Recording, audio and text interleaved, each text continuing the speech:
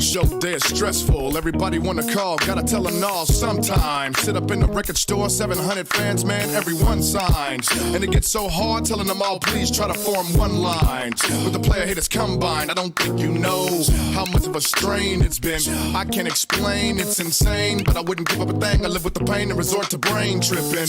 I need a little release, something to stop my rage. I really need me a moment of peace. So baby girl, when I step on stage, like it's Mardi Gras, girl, take off your bra.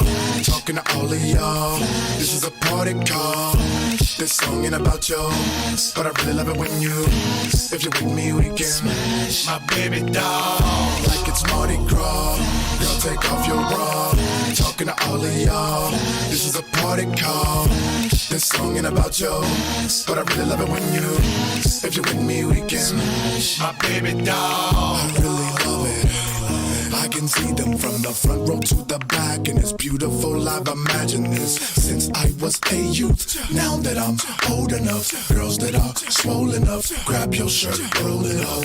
Even if you a A-cup, girl, we can still play touch. If you a B and C cup, girl, I bet you can make me erupt D-cups. Be the ones that are driving me nuts. Big breasts never trouble me. If you're packing a double D, let everyone S double E. Angelina Jolie, let me see those beautiful babies, I'm all about the Tito's. Miss Jackson packing them Holy Toledo. Missed the flash cause I didn't have TiVo. Ask me who's fire. Player, I'ma yell Tyra. Little sick in the head, still got the magazine of Elvira. Life is so grand when you got yo fans blasting out they shirts, flashing their Lindsay Lohans. I got a pocket full of Trojans. We can all get nasty if you flash me, baby. You know the program. Like it's Mardi Gras, girl, take off your bra.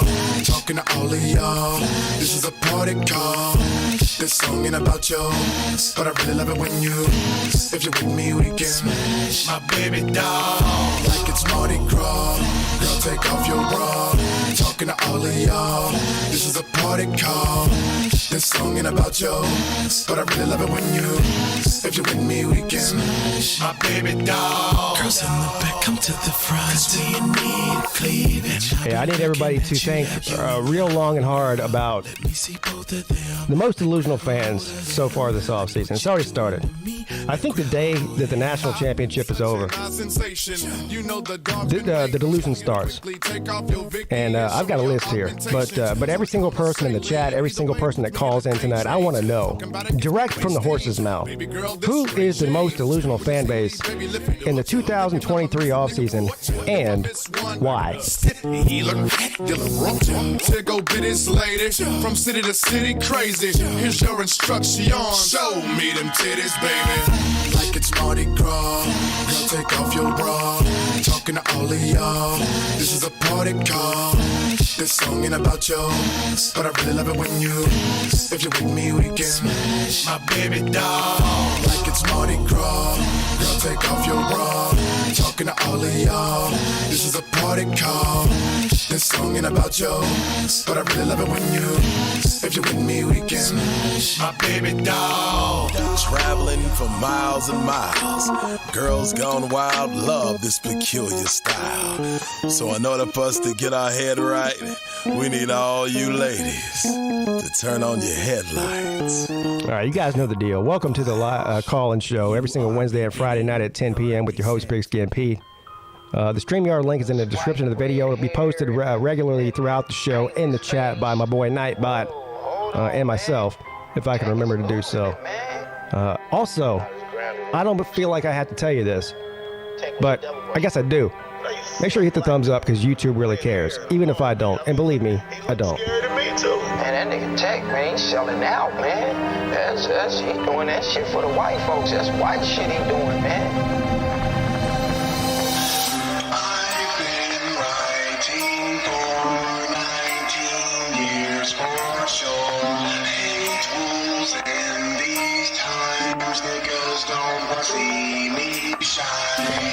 And if I forgot to say happy Friday to all you beautiful motherfuckers out there, happy Friday to everybody, man. Thanks for joining me tonight. Hey,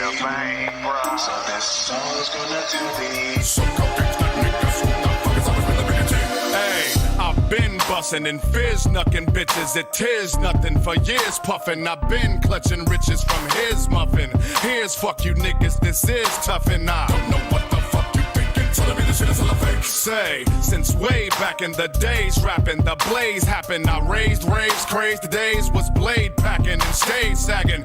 Days whacking, Nina stay laid back and hey, this is amazing how niggas formulate they hatin'. You fucking fornicate, you're mistaken. We can never correlate cause you faking, huh? Who's bringing in through bacon, huh? Who's keeping this shaking, huh? Funny question since the tech and checking in the niggas never rest. Gay is all you punks and Mitch Bates. This in your trunk won't get played on the radio. Too gangster for an old lady, bro. Gangster niggas don't hate me, no. Gangster niggas won't face me, though. Talk big shit in books, my people. Telling me I really need a vest. Okay. I'm up the town harder than any of you niggas. Wherever I step, my bill's the same pump. And you got the nerve to tell me. Come gangsta. Throw your eyes in the air. Know that nobody there will compare to your gangsta. Sag your pants to the floor. Every woman's a man or a whore when you're gangsta. I'll go ahead and let you guys in on a secret. The most delusional fan base, I believe, in all of college football is not one that you would think, because they're not very loud or present on the internet. And that school is Colorado. And I'm the biggest Deion Sanders fan you're going to find as a person. But the hype around Deion Sanders has gotten out of control. All right? I think he's going to be successful there by Colorado standards. But this idea that Colorado is going to win the Pac-12 this year or even next year, these people are... This is delusion level 1,000. Scratch the scratch him and nigga fat tone is so. You need a bit of that gun. You need to hang with a Mr. Stinky Vigilante, so. Brother Lynch is the bigger is 57 RDVs or so. That nigga 50 is they say. When you in them streets, creep. Cause some gangsters wanna head blast. Cause I run with the red rags. Ain't tryna make the feds flash. Try to swipe my bread stash. That's that bullshit. I'm gon' skip and try to go and get the money grip. Okay, you niggas kill me. Your Nosferatu vampire bit my shit. Cause you niggas feel me. Surprised I got you right here with my shit. So you gotta be thankful to who? By the way, homie, what's gangster to you? Money, dope, and alcohol. And pretty bitches all up on your dick. I got that. Yeah, 15 and 0, bro. Yeah, we're going 15 and 0. Come gangsta. Now that would be gangsta.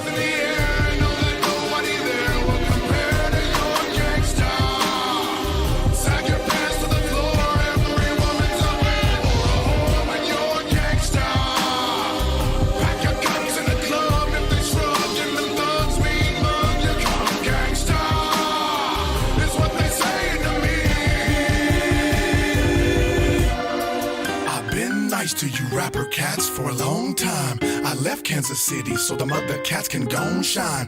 But it's listen, I completely get it, man. You're happy about your new coach, and you should be. But I'm back on deck. Right? Kansas City is who's I'm happy about the offensive coordinator hire at Clemson. That doesn't mean I think they're going 15 and 0 or even 12 and 0 for that matter. And they got way more talent than Colorado. Who say this jack shit ain't hard for real and try to disregard the real? You motherfuckers is hard to feel.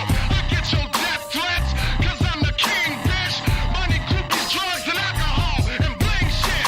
But I stay ahead of the game, and you punks is so late. Cause my one gangsta track will demolish your whole tape. I've been with every rapper who's legendary. Underground to mainstream, know that tech is very hard. I bring the heater, love me cause I'm your leader. Bitches, they suck my Peter while I'm drinking margaritas. Niggas get laid down, 7 displayed sounds, 9 the crazed clown, lines like sprayed rounds. This is for all you haters who don't pump my shit. If you say this ain't gangster, you can suck my dick. Hey, I got something that might cure your headache problem, Paxton, but I can't say it on here.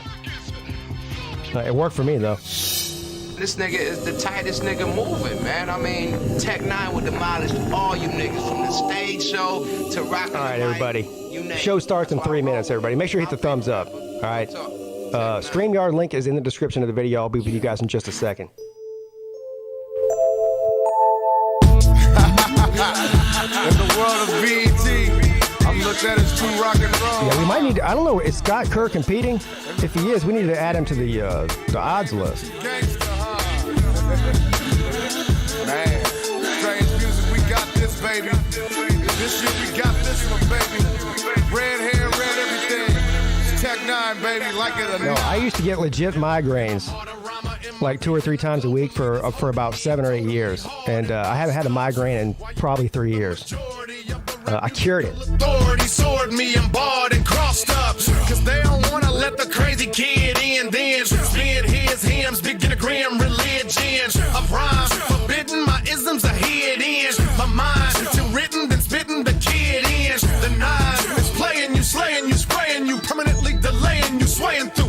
It's the gay in you that's hating who? Something that's hella beyond us. I love Kanye, his shit is Bombay, but I'm rough. And you can see it in my retina that I won't be letting you threaten us. Better respect, take the messenger.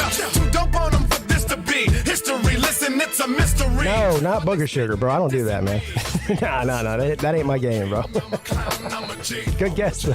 Believe what I want, got you singing my song, but you see. Booger sugar ain't my style, bro. What's the matter with me? This is the belief, the belief. No religion has arisen from the deep, from the deep. Darkest prison, if you listen, you will see. You will see. If collision's your decision, you will reap what you saw. So forget what you know. This is me. This is tech, bruh. For years I've been the next to collect a plethora of checks. Let's get extra. Is what I said to Travis. Let's go select the baddest rappers, infect the planet, leave them in extra. See, I'm a vet. The powers don't really want to let the best come and wreck your sets and test your sector. Instead of rawness like Inspector Deck, the elders read the set they specs on Mason Better. Slept on my records if you knew my music. Hey, y'all know those mushroom zombies, bro? Y'all know the mushroom zombies, bro, from The Last of Us, bro? Yeah, they cure my headaches. Investigate your tech, my respect. Chakra, tease and hop to these hot degrees. Me and Mr. O apostrophe. Never listen to these pop pussies, cause they suck. I love 50 Cent, he gritty when he vent, but I'm rough. And you can see it in my demeanor. The Tekanina will blast arenas. The grass is greener.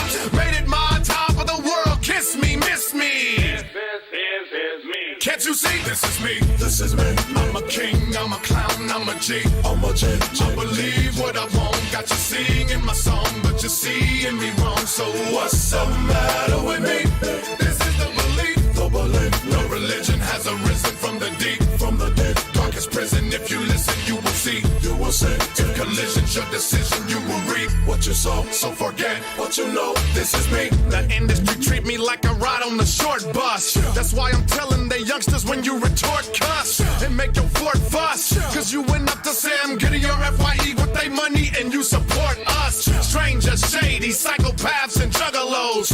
Lose the shooters, college women and gutter hoes. Rock it for precious dough. Drop it, just let it flow. Cop it, don't knock it, you block it, stop at the record store. This is Aaron Yates, this Aaliyah and Rain. This is for little Donnie, this is for all Lakoya's pain. This is Hold on. Mushroom zombies, bro? Sarah, Susie, Ira May, and Nazita Lou. This is for Ike and Ricky, Rufus, Rhonda, Barbara, and Marla Ridley. This is for Beazle, and I know the rest of my family's with Hey, me. Mrs. Rooster, are you coming to the Slob Olympics with Rooster, man? I hope so. You'll like all the other misses that are there. Believe me.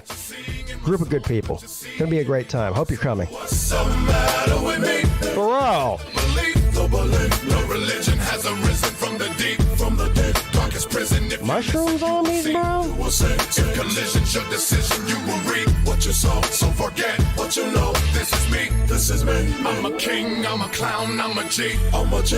I believe what I want. Got you singing my song, but you see. All right, let's get this show started, shall we? Let's get this show started. Yeah. Hit the StreamYard link in the description of the video. It's also in the chat if you want to call it. If you listen, you will see. You will see. If collision's your decision, you will reap what you saw. So forget what you know. This is me. Goodbye. Enter ever ready. Lights are off on the fake face car. We fixed to have the fake race. So we rolling. Just left Billings, Montana. Did a dope ass show. We in a 15 passenger van. Headed to. Son of a bitch! Look at that boy! He's waving the hell out of it for the fake race car. Here we go. Fake racing. I never thought we'd see it in my life. It's on Fox, man. What the fuck? Where's the fucking crew at? They jacking the car up with an invisible jack. It's an invisible crew. What the fuck? I was expecting to see little fake guys run all over the damn place with like fake gas cans and shit. Yeah, I don't know what the fuck that situation might be realer than we think. Check it out. Jimmy Johnson is already sucking hind tit. This is reality racing right here. Look at it. They just blow around his ass like he's already retired, baby. Then he's sideways. Then he doinks off the wall. Then he spins around. Holy shit. This is some crazy shit. And Clint Boyer drives through that damn race car. Holy shit. This is crazy as hell. Oh, yeah. Let me suck them titties, babe. Let me suck them titties, babe. Yeah, I'm home. Suck them titties on the west side. Suck them titties on the breast side. Best titties I ever had. Oh, wow. Let me suck them titties right now. From the night to the dawn, girl. Suck one, maybe two. The Game Boy gone. Yeah. Let me suck them titties, baby. Oh, yeah. Let me suck them titties. This is, do you know what independence looks like, bro? You're staring at it. I still love you, but I don't like you, bro. What is up, everybody? It is your boy, PigskinPeete. Happy Friday to everybody. Welcome to the call-in show. My co-host tonight normally is Tiger Baskins. He did text me a few minutes ago and let me know he's running late from work, and he might not be here for another hour or so. I told him, that's fine, bro. So maybe he'll call in a little bit later. But in the meantime, this show is driven by the callers. Everybody knows that. The call-in shows are all about you. It's not about me. Nobody is here to look at my ugly face or listen to me ramble on for 2 hours about anything, especially football. But I would like to hear you ramble on about stuff. It's all about you. So click that link, call in, and we'll have a great time. Thank you all for being here. Make sure you hit the thumbs up because YouTube really cares, even if your boy does not, and I do not, but they do. The question I do want to know from everybody tonight, though, whether you're just in the chat or whether you call in or whatever, is every season there's a group of fans from around the country, and not just a little bit either. I guess it really depends on what conference your team plays in. You probably pay attention more to those fans than you would other fans. But the reality is, as soon as the season is over, then you got the final signing day, and you've got however you finished last season, and you're feeling great about yourself. You got new coaching hires, all this. Everybody's on cloud nine. Everybody's positive. Who's ever seen the movie? What movie is that I'm thinking of? Yeah, well, forget about it then. I'll remember it in a second. But everybody's thinking positive, dude, bro, in the offseason. But who's the most delusional as far as the fan expectation versus the realistic expectation? Because those are way two different things. And I can even put myself in that category sometimes. Sometimes I'm a little bit delusional too. I think we all are. But like I mentioned during the intro there, I've got a list here. It's a short list. But at the top of the list, without a doubt, without a shadow of a doubt, is Colorado fans. And I really wish we saw more Colorado fans on the internet. Something tells me that over the next 7 to 8 months leading in to this next season, I don't think I've ever seen a Colorado fan on this channel. I'm not sure I've ever seen a Colorado fan on any of the channels that I watch on a regular basis that are part of this college football community over the past 5 years. I'm just being real. But something tells me you're going to see some pop up. And I hope they do too. But not on YouTube, but on other places. I'm seeing arguments from Colorado fans poking their head up. And there's, like I said, there's no bigger Deion Sanders fan than me. When I was a kid, this is before the Panthers existed, I was such a huge fan of Deion. I had Deion Sanders posters on my wall when I was like 10 years old. Like, to me, he was the greatest football player that ever lived when I was a little kid. And I like what he did at Jackson State. I like the fact that he went to Colorado. I think it's good for the sport. I think it's good for the conference of the Pac-12. All of that. And I do think that he'll turn the program around from being complete and total dumpster juice to being at least a respectable program. There's other people that don't think that. They think it's going to be a complete and total train wreck. But the idea that Deion Sanders is going to come in there and take them from maybe the worst team in the Power 5, at least in the top 3 worst teams in the Power 5, to all of a sudden winning the Pac-12 and being a playoff team in that, that's the definition of delusion. Playoff team in there? I mean, we see this all the time, too. We see this every year. So Colorado, clearly at the top of my list. And again, I want to reiterate here, I am not rooting against Deion Sanders, and I'm not rooting against Colorado. I have no reason to. But that's just the reality that people need to come to grips with, is that Colorado's not going to come out from being the worst team to one of the best teams in the country overnight. It just doesn't happen that way. And if it does happen that way, it's not sustainable. So I'd rather be a part of a sustainable building of a program than I would a flash in the pan, bro. So there is that. But I do want to hear that from you. I do have some more teams on this list that I'll mention throughout the show, but I want to hear some of yours first. Colorado needs to join the ACC. No. Why? That doesn't make any sense. That's just silly.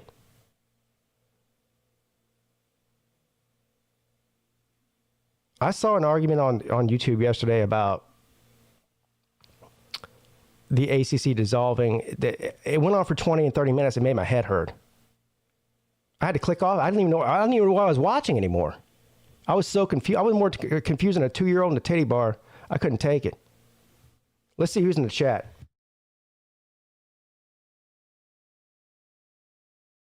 I know, Dave. I got you, bro. Brock Morris is here. Jeff Nelson, what's up, Jeff? Hoghead. Colby. Scott Kerr. My man, Scott. What's up, buddy?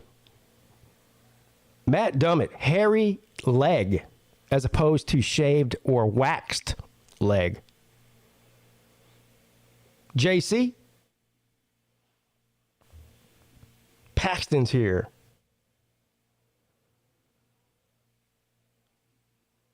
Mr. Peete, I was one of those people that said COVID was nothing, and I think I have it. I didn't say it was nothing. Those words never came out of my mouth. So I don't know. I never claimed that. What's up, Slim Shady? Jeff is here. Zona Tucson 93 says, good evening. Good evening to you too, sir. Golden Blue Kevin. Joe D. Scott Kerr. I think I already said Scott Kerr. Wet Blanket. The Nature Boy. Twisted Rooster. SO. THC kills migraines. Yeah, I don't know about that. What's up, Battle Angel? Maybe it does, maybe it doesn't. I'm not a doctor or a scientist. Just ask the Bro Brothers. I'll tell you. I'm not a scientist, bro. Bulldog JC. Mushroom zombies, bro. What's up, Bet? Rec Talk. Hotel room is booked. Yeah, that's what I like to hear. What's up, Joey? Delusional fans could never be West Virginia. It might surprise you, sir, that how many teams do I have on this list? Colorado, I'll go ahead and scratch them out since I already talked about them. I got 1, 2, 3, 4 more delusional fan bases. I'm about to add one too now that I'm thinking about it. I'm about to add a 5th one. And that's not West Virginia. That West Virginia was already on my list. Not you, but you see what's going on. I don't got to tell you. Jeremy Garrettson. Christian. Peninsula P says, hail to Pitt. Twisted Chicken Cooking.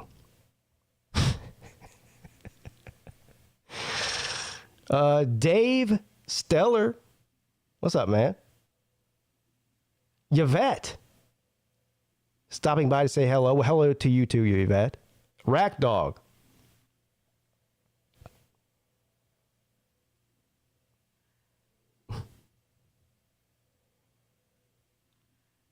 Is Mr. Foster joining us at the Slob Olympics, says Battle Angel? No, he's not. The Fosters are not coming. They have another engagement, unfortunately. We got last I checked, we got 28 or 29 contestants and probably about another 20, between 20 and 30, somewhere in there, people coming with them. So we're looking at a crowd that's probably around, if I had to guess, probably around 60 people that are hard commits that are coming, have booked rooms, all the whole 9 yards. So it should be a good showing. K-Dog is here. And also every year we do tend to have people that show up that we didn't expect to show up. So we might be even more than that. Roger Dodger says, cheers, Pete. Cheers to you too, Roger Dodger. Traveling Fool says, yo, yo, yo, yo, yo, yo, yo, yo, yo, yo, yo, yo, yo. All right, all right. All right. Let's see if anybody's blessed us with their presence on the phone lines. As usual, I will take these in the order that they came in. So if I don't pick you up first, don't fret. I keep it moving, bro. What's up? You're on with Pete. I always fret, sir. Well, that's why I like you, because I do too. We get along just fine as far as that's concerned. As far as the Slob Olympics, I have signed my national letter of intent. Well, as long as you don't transfer to another beach, because you'll be by yourself if you do. Yeah, well, I mean, it's up in the air whether or not I'm going to ask to be released from my NLI. It's still up in the air. No, we wouldn't do that. No, absolutely not. So tell me, this evening. I'm amazing and fantastic. Thank you for asking. Today's my youngest son. Well, you know him very well, Pete Jr. It's his birthday today. Yeah, I keep my eyes on him. Yeah. Yeah. He's got good intentions, man. Trust me. I'm sure. But today was his 8th birthday. So happy birthday to Pete Jr. And we got happy birthday to him. So we did a little family deal tonight, and then tomorrow we're doing a birthday party with his friends and classmates and all that kind of thing. So fun times. I would cheers to that, but I'm already bleeding. I can't drink. Oh, all right. Why are you bleeding? Is it that time of the month? No, it isn't, unfortunately. Different reasons. What did you do to yourself? Did you shoot yourself in the foot or something? No, I wouldn't do that. I practice gun safety, sir. Oh, okay. No, I just got home from the tattoo shop like an hour ago. Oh. You've been getting that same tattoo for like the past 4 months. No. Oh, is it a new one then? Yeah, I've moved on. Both sleeves are now done. Oh, I guess I haven't seen you since the last one then. Yeah. Well, no, I did. No, hold on now. In Clemson, when you came to Clemson, I saw a part of it. Yeah, I think I had just gotten that Miami tattoo finished when we went to Clemson. Yeah, that's right. Yeah. Yeah. Well, I've gotten 2 since then. Done. You're going to run out of real estate, bro. I am. Actually, both arms are completely full. Next thing you know, you're going to be tattooing your ass in places that nobody can see. No, I'm not. I can promise you that. We actually got in that conversation while I was there. I don't understand the people that, want to get their ass cheeks tattooed. Not my thing. Well, you know what? I'm going to stay away from this subject. I don't have my ass tattooed, but I think people know where I'm going with this. But yeah, it's probably best that we don't. Yeah. On the topic of tonight, yeah. Instead of a delusional fan base, I've decided to come up with a top 5 and as a bonus, an honorable mention. All right, so here's what I'm going to do with you. Calls are starting to stack up. So Tiger Baskin said he won't be here till at least 11 o'clock. That's about 25 or 30 minutes from now. How do you feel about staying on? In his stead. How do you feel about staying on with me, and you can fill in for him until he gets here at least? So the next 30 minutes or so. You got something going on, or? No, I am completely free. All right, so I definitely want to hear your top 5, but let's bring on some of these other callers and hear theirs, and we can start comparing top 5s. Absolutely. All right. What's up? You're on with Pete and Slim Shady Canes. What's up, sir? It's the man of the hour himself. Yeah, let everybody know who we're speaking with. We are speaking with the amazing and fantastic Ball with AC. Yes. Who is always doing amazing and fantastic because he's above ground. Yeah, every day above ground is a good day. I can confirm. But yeah. I illegally need to trash talk Iowa for their pay raising of Bryant Ferentz. If Iowa scores 25 points averages 25 points a game. Yeah. So here's what I'm gonna do. I'm gonna let you do your thing. And then I'm going to bring on the next caller and start talking about these most delusional fans. But I do want to hear your opinion on this. So I have an opinion on this too. I'll give you the cliff notes, and then I'll let you do your thing. The cliff notes is this was the dumbest move in the history of college football. I mean, yes, what in the hell? There is to it. If you're 25 points. If you're averaging 25 points in modern day college football, should be bare fucking minimum. Yeah, but how many points were they averaging last year? Like 13 or something? It was less than 2 touchdowns. Yeah, I think you're right. But 25 points a game in modern day college football should be bare fucking minimum. Okay, Bryant Ferentz is just ass. He's not good.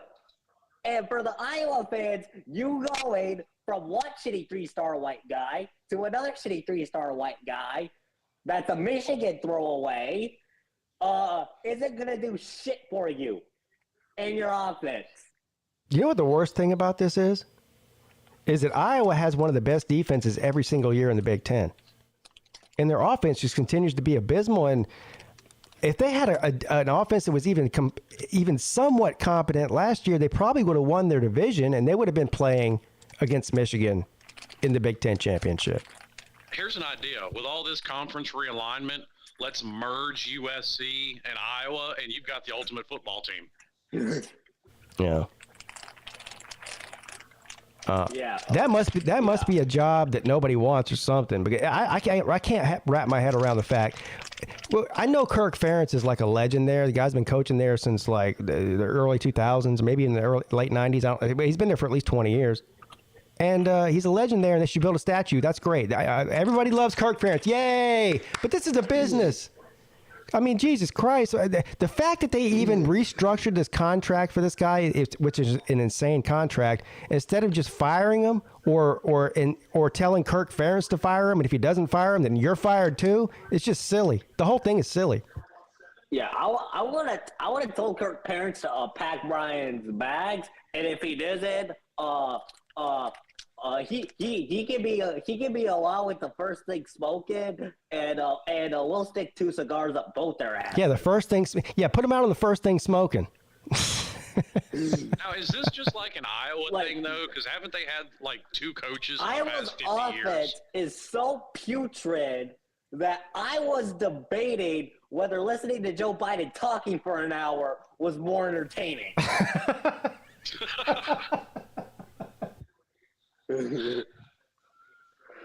Oh man! All right, Ballin' with AC bringing the heat. As always.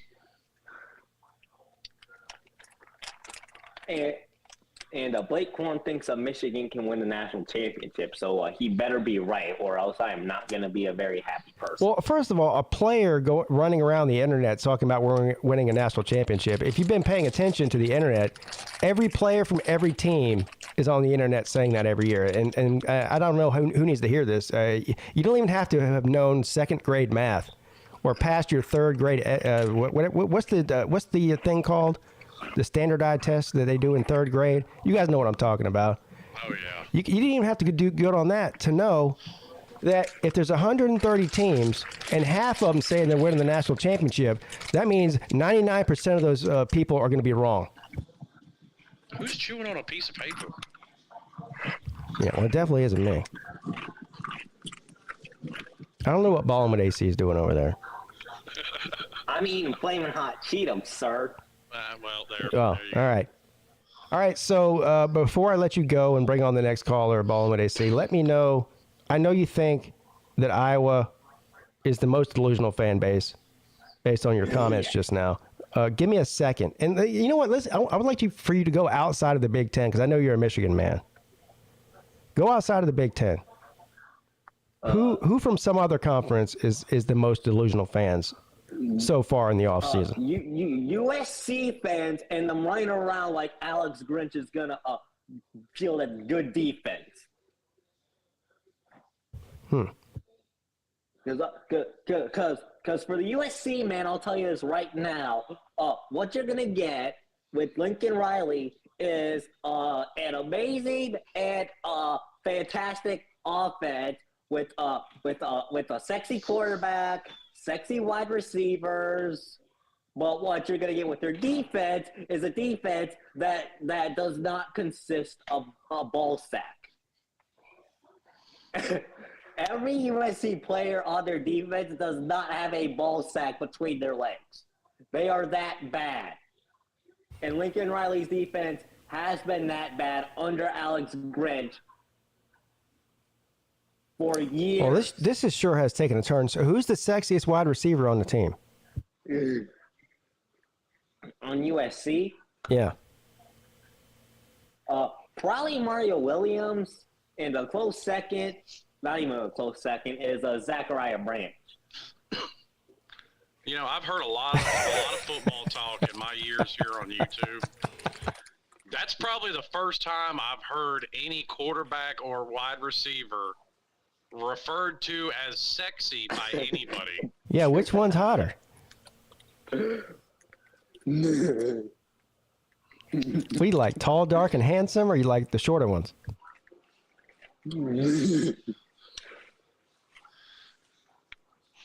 All right, this is going sideways real quick. All right, see you later, ball. When I see. I may or may not be back again. I have to keep that a secret for our tactical advantage reasons. You may or not be back again. What does that mean? Is that a threat or a promise? Well, I had to keep that a secret for a tactical advantage reasons, sir. Tactical advantage against who? You're a Michigan man. Well, just in case somebody wants to start packing a gun for my ass. What? All right. See, yeah, yeah, me too.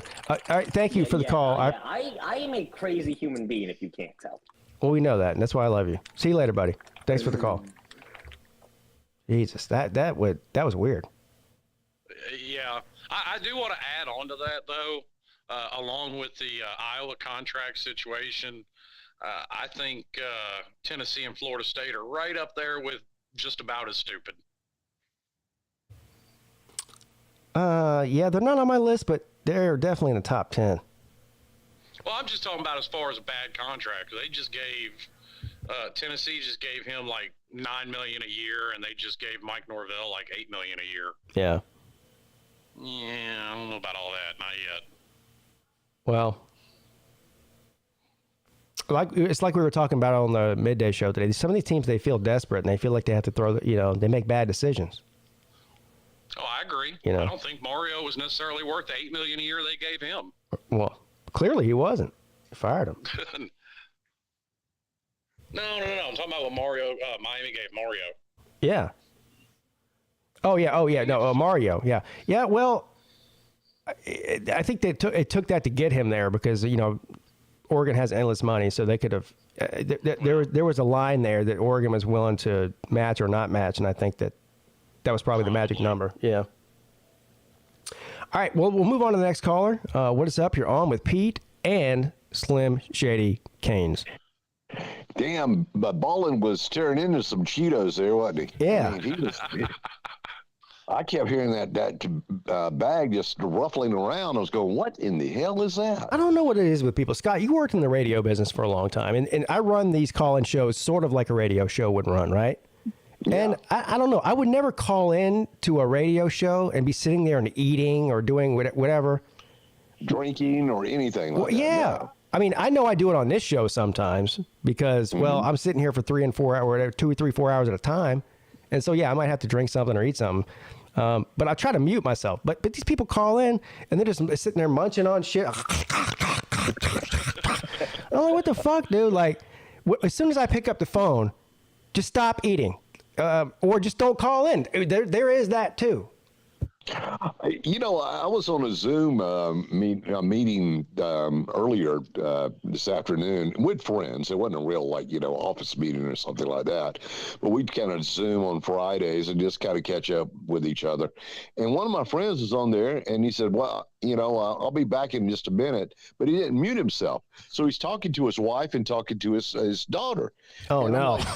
Damn, please, man, please just mute. We're trying to talk and we couldn't say a damn thing. We just finally waited for him to come back. So That's almost as bad as Celine getting up in the middle of the stream in his tidy whities. That might have been the best ever. Or who's that guy? Who's the guy on CNN that was on a Zoom call with everybody and then started jerking off because he thought he was off camera? Yeah. Oh, yeah. I forget his name, but yeah. Oh God, yeah. I think he finished. He got fired. Yeah, he got fired, man. Yeah. Well, you got to get fired for that. I mean, first of all, what an idiot. I know.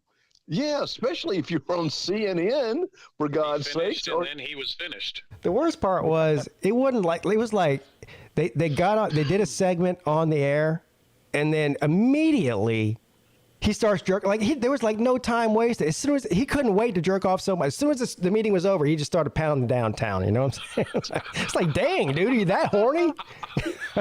Something interrupted his me time. Yeah, probably. His Yeah, baking time. Pete, I want to ask you, what did you name the cat? Well, it's interesting you said that. The name's cat is Cruise, like Tom Cruise. Okay, yeah, nice. Well, like it. There was some miscommunication when my sister, who's the one that rescued the cat and had her, she had the cat for months and months before she gave her to me, and somebody that worked with her or something named the cat Crew, Crew, for some weird reason that I can't even explain that anyone would understand. But anyway, the cat's name was Crew. So when she called me and said, "Hey, I got this cat I want you to have," and we talked about it, and I said, okay, what's the cat look like? She goes, it's a black cat. I said, okay, great. I said, what's the cat's name? She said Crew, but I thought she said Cruise. So a couple days go by. She brings the cat over to the house. I've been telling everybody in this house the cat's name's Cruise, not Crew. And I thought Cruise is a cool name. So she walks in and I go, hey, Cruise. And she goes, what's Cruise? I go, well, that's what you said the cat's name was. She goes, no, it's Crew. I go, well, now it's Cruise, motherfucker. This is my cat now. I done told the kids it's Cruise. I've already thought in my mind, the cat's name's Cruise, and I don't even know what Crew means. So we're sticking with that. So that's the name's cat, Cruise, and it sounds similar too. So the cat still answers to it. To the names, why not? Yeah, she doesn't know the difference between Crew and Cruise. Hey, Slim, I must have missed that part of the show. And unfortunately, PSA people, this is how it starts. In 5 years, there's no way around it now. Pete and Mrs. Pete are going to be the crazy cat people. No, I'm not having another cat. This is it. I have a 1 cat limit, bro. Yeah, that's it. 1 cat, that's all I can have. Now, we might, maybe, possibly, but probably a long shot, maybe add a dog, because I'm a dog person. But other than that, that's it. I have here's my rules. I definitely have a 1 cat limit. So it's either 1 cat, or that's it, or 2 dogs. I have a 2 pet limit and a 1 cat limit. I'm not having more than 1 cat, though. No. I'm with you on that. I have a 2 dog limit and really wanted to be 1 dog, but we were given a puppy last year, a boxer puppy, and he's still a damn puppy. I mean, he's just a little over a year month old, and he's just crazy as hell, man. But, dogs are way cooler when they get older. Yeah. Boxers are. I had another boxer previous to. Oh, you have a boxer. Oh, yeah, they're real energetic. Yeah. They're really great dogs. Oh, they sure are. Yeah, they're one of my favorite dogs. They're very lovable to kids. We had a granddaughter over last Friday night, and she stayed overnight, and Charlie was just all over her. He was just being around her, following her, and all that. So anyway, well, how old is Slim Shady? How old is your dog? Charlie is, like I said, a little over a year old, and then I got a Papillon. Oh, yeah. And the Papillon is a rescue, and I think we're guessing he might be about 8 years old, and his name is Yogi. Yogi is his name. I lost my train of thought there. Thought about eating some Cheetums is what it was. Yeah, them Cheetos sounded good. Like Carl Childers. What you got in there that's good, huh? Do you have a cat too, or just Charlie? No cat. I had two birds. I had birds. I had a parakeet and a finch, and still had the finch. Parakeet died, so I don't trust birds, man. I think they're evil. The finch, the finch was given to my wife Holly Moore, just from a doctor, and I call him Squeaky because he's always talking and just sounds like he's typing. He's he just goes at it, and then he makes this little noise. Yeah, I don't trust birds. I think they'll turn on you real quick. I feel what I feel like? I feel like all birds hate people.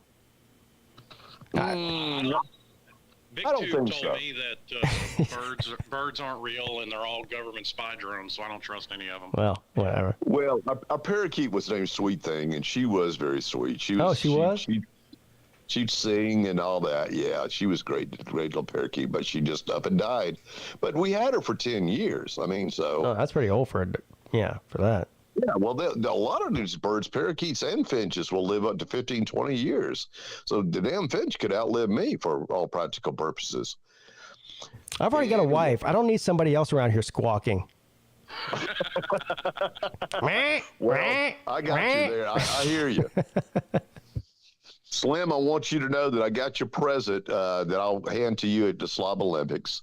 And I'm one not to give you surprises, so I'll let you know what I got you.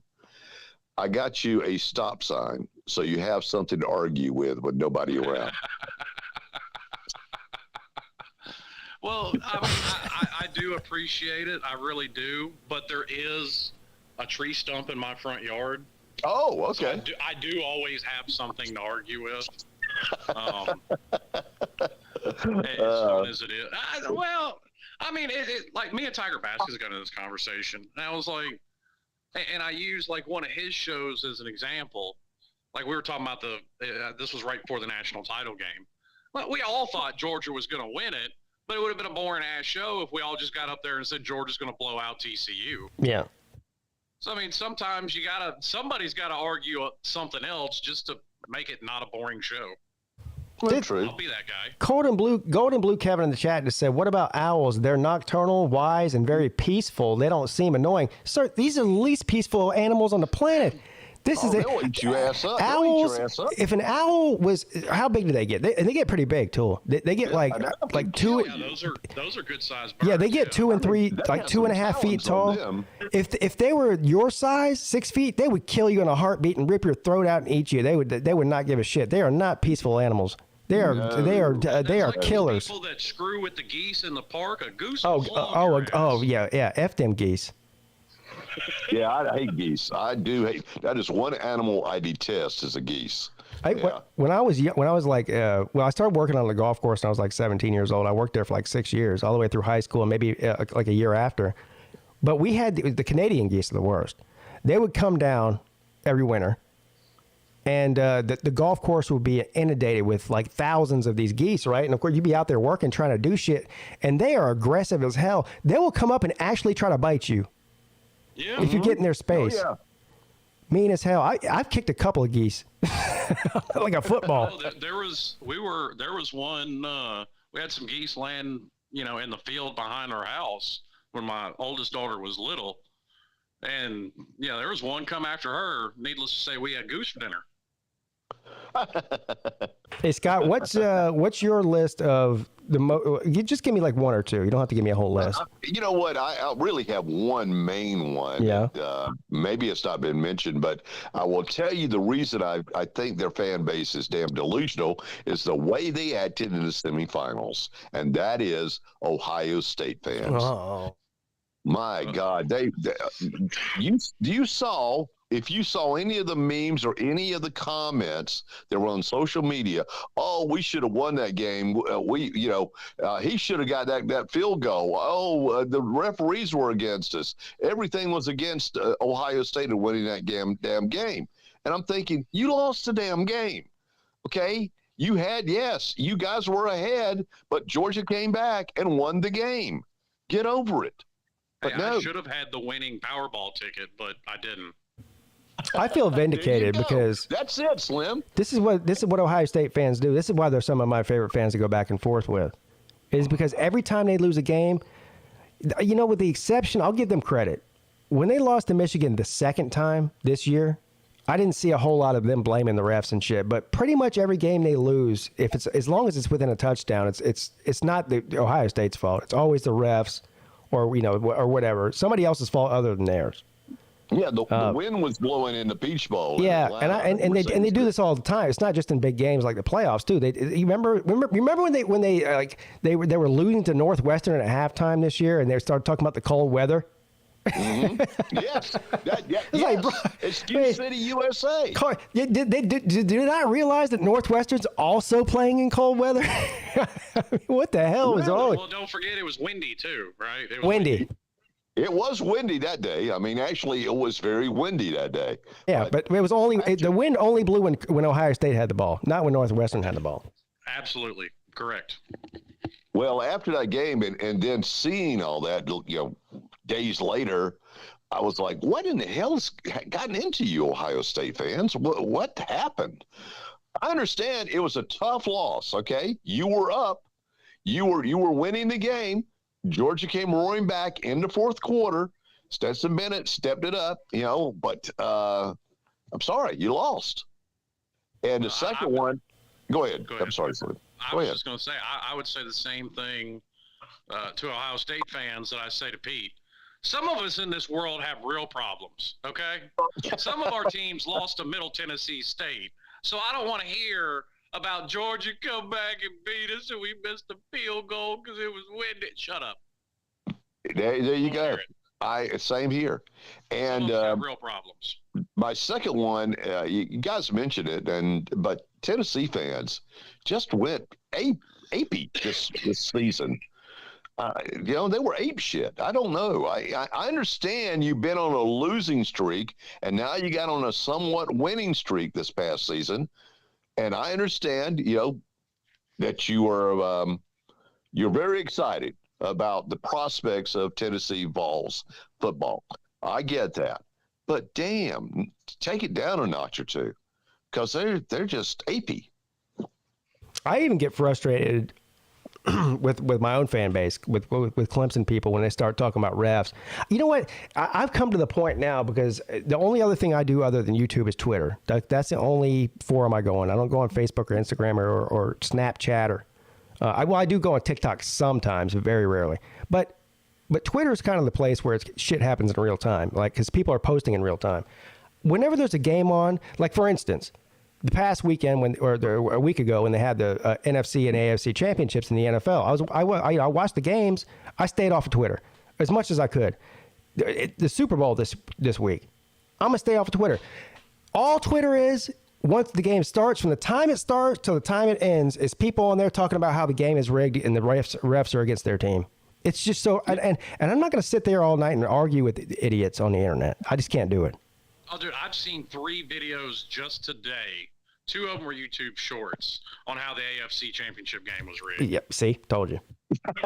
and the college football playoff is rigged, and the college football playoff national championship is rigged, and even some ancillary game like some shit game that like only fans of their teams watch, like Clemson versus Georgia Tech, that's rigged. Everything is rigged, Slim. Didn't you know?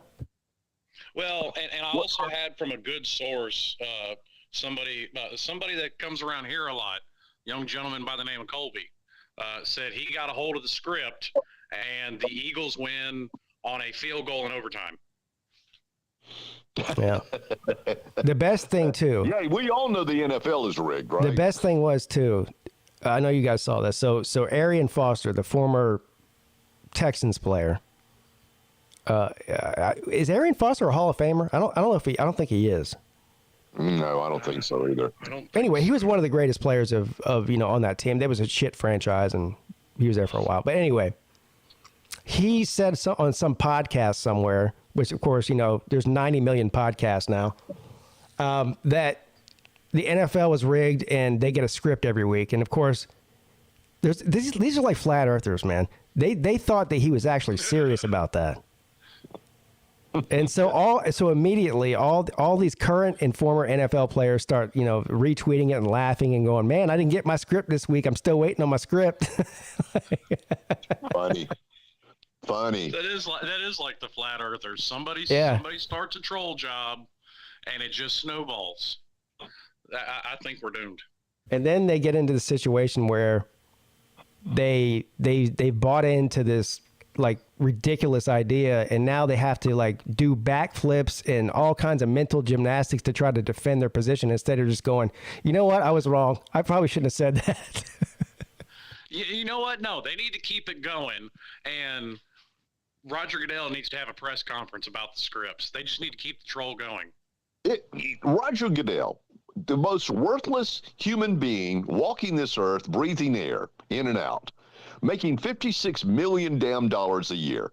What in the hell does that man do to make that much money? Well, he does a better job at regulating a football league than the NCAA. He's trying to hide the fact that the earth is flat, Scott. Stop it. It has nothing to do with football. The earth is flat. That's what I've been told anyway. Columbia's flat. About as flat as Rihanna. Oh, God. Flat as Rihanna. I'll leave it at that. Y'all have a good night. Okay? All right.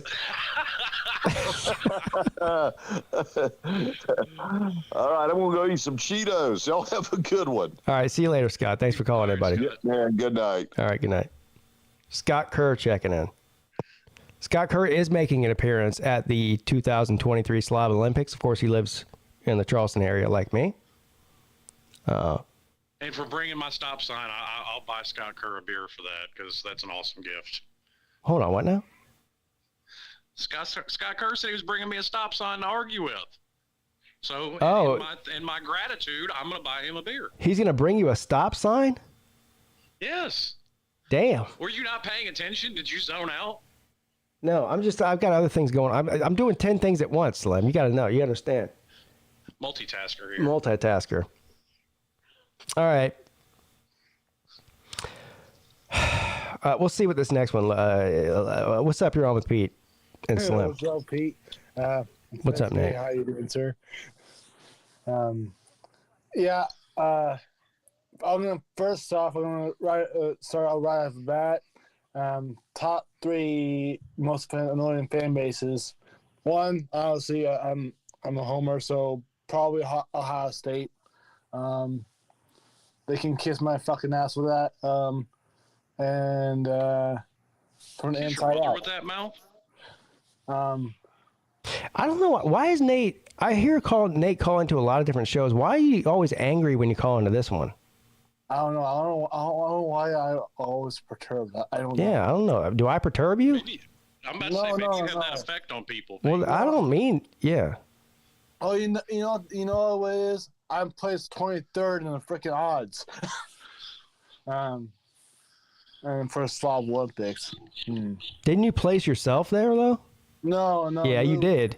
No. Sir, I have receipts. Myself like 12, and Lou bumped me down to 23rd. No, that's not what happened at all.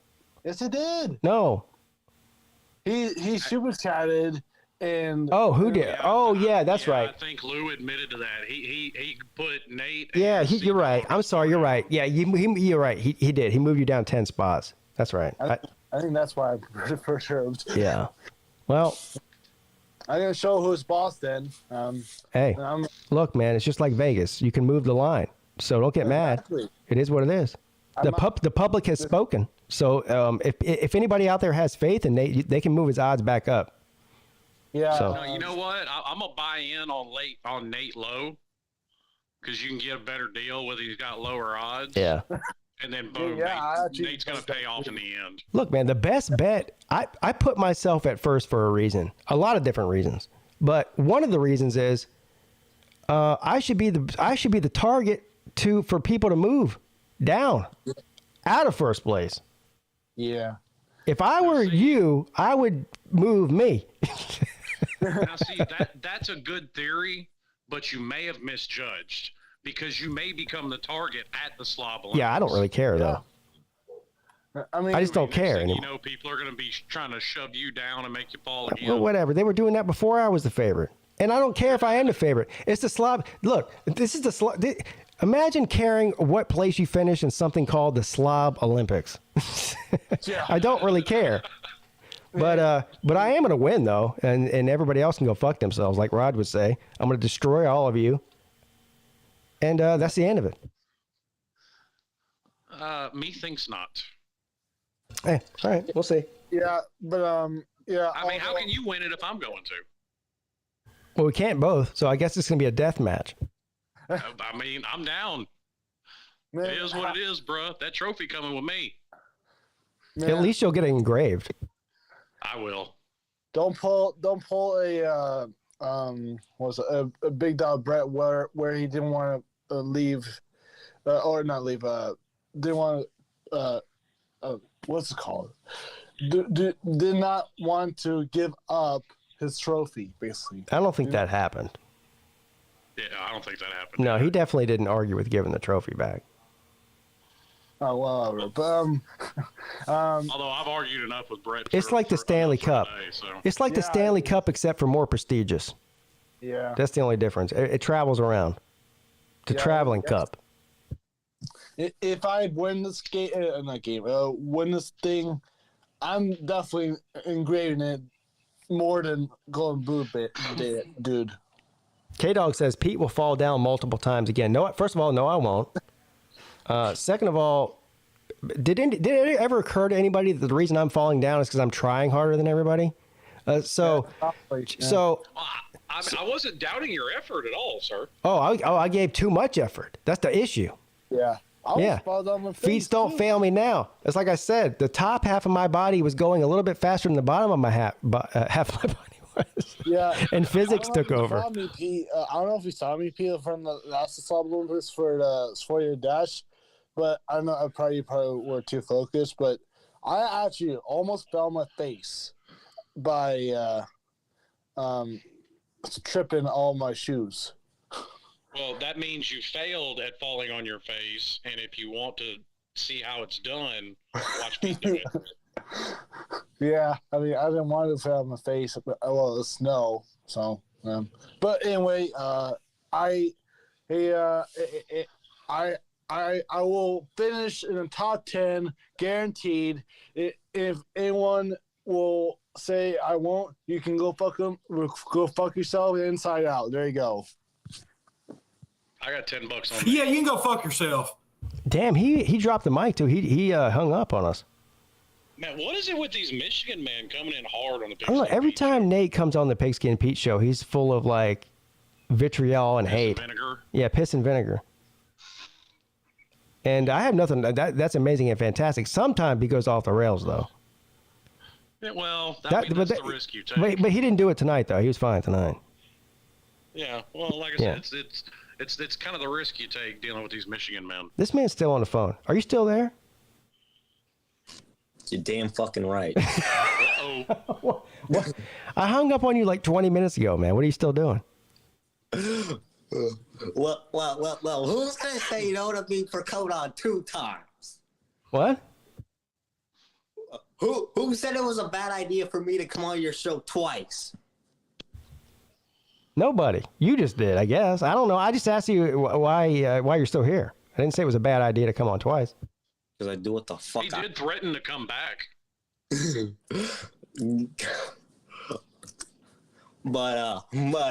Yeah. Anyway, here's my public service announcement for Ohio State fans about the Michigan, about their excuse making. Okay, guys, you lost the Georgia game. Get the fuck over it. All right, you had a 14-point lead in the fourth quarter. Marvin Harrison Jr. got knocked the fuck out like it was in WWE. It is what it is. Marvin Harrison Jr. does not play defense for you. Marvin Harrison Jr. did not fix the fact that you're soft as fuck. Why are you so angry? Why are you and Nate so angry? Do I give off an angry vibe where people just call in here to get angry? It seems like every caller is angry. Except, well, Scott Kerr wasn't angry, but... I mean, you notice they're both Michigan men, so I think it's your constant. Yeah, I guess I'd be angry if I was a Michigan fan, too. Ohio State Oh, fan one base. more thing for the Ohio State man. How about you shut the fuck up and beat Michigan? How about that? Ouchie. Man, you won 2 years in a row, and now all of a sudden you're running around and acting like you're as good as Ohio State, and you're not. They gave up 200 yards rushing to Michigan's backup running back on one fucking arm. Tell them that's One almost arm, as bad. and we still ripped your ball sack off and stuck it up your ass. Damn.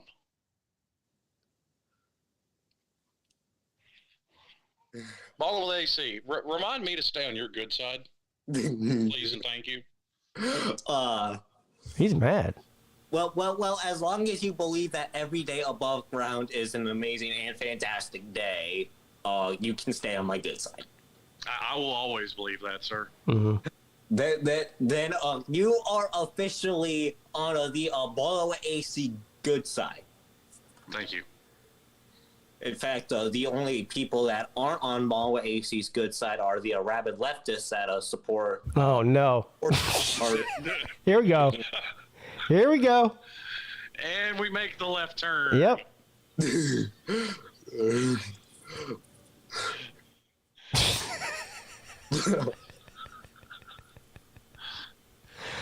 He's like a French baseball team. If the French had a baseball team, there'd only be left field and nobody would be safe.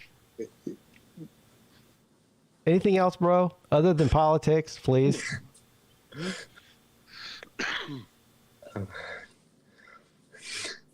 I really want to ask him something right now, but I know it'll lead him down the wrong way, the wrong way, and I can't do that. But Michigan, Jim Harbaugh effectively owns Ryan Day until proven otherwise.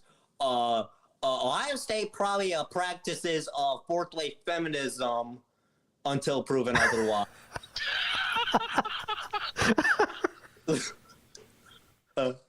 Oh my God. Ohio State fans, you can also run around, say that you can win a championship while being as soft as you are, but you're basically doing the reincarnated version of Oklahoma fans with Lincoln Riley and that trash-ass defense. Somebody in the chat says they need your face with the voice. Are you able to put yourself on camera for a minute? Oh, let's see. All right, hold on. I'll put you on so they can see you for a second. Look at Ball with AC. He's a handsome young man. How old are you? I am 16, sir. Oh. You're 16? Yeah. God damn, what do I have you on here for? I thought you were older. I thought you were like in your 20s. Oh. Why? Because you should have told me that. These juvenile delinquents. God dang it, man. thought you were older than that. Why would you think I'm older? I don't know. Because you act older. That you know what? That's actually a compliment. Or maybe because I curse like a sailor. Yeah, that too. But yeah. I mean, I don't have anything. I've had underage people call on the show before, but I don't know, bro. You take the cake, sir. I thought you were older than that. I think you lied to me. I think when I asked you how old you were, I think you told me you were like 21 or 22. I'm not. You lied to me, didn't you? No, I I think you definitely told me that you were like in your 20s when I asked you. Because I always ask when people are young, I need to know how young. And you told me in the 20s. No, I did not. Yes, you did. If you would have told me 16, I probably wouldn't be talking to you right now. But last thing for the Ohio State, man. Keep whining about your national championship in 2014. How you beat us for 10 straight years, while you're praying to whatever spiritual god you believe in, that Ohio State can somehow find a way to not become soft as baby doot. All right, thank you for the call, bro. I don't know what to do with him anymore now. I thought this was an adult. Well, I mean, he's far from the only non-adult to call in. Yeah. I don't know.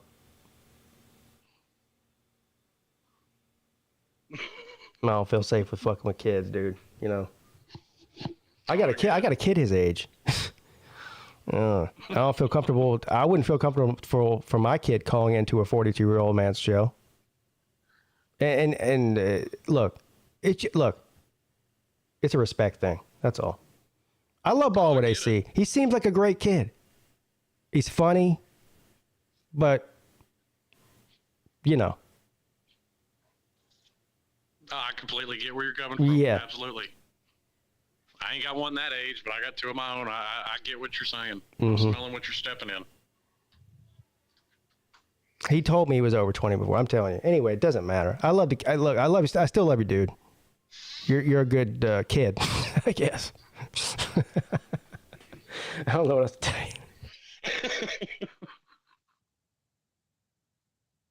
you. Believe it or not, I do have standards. I know the show gets off the rails sometimes, but I'm not crazy. No, absolutely not.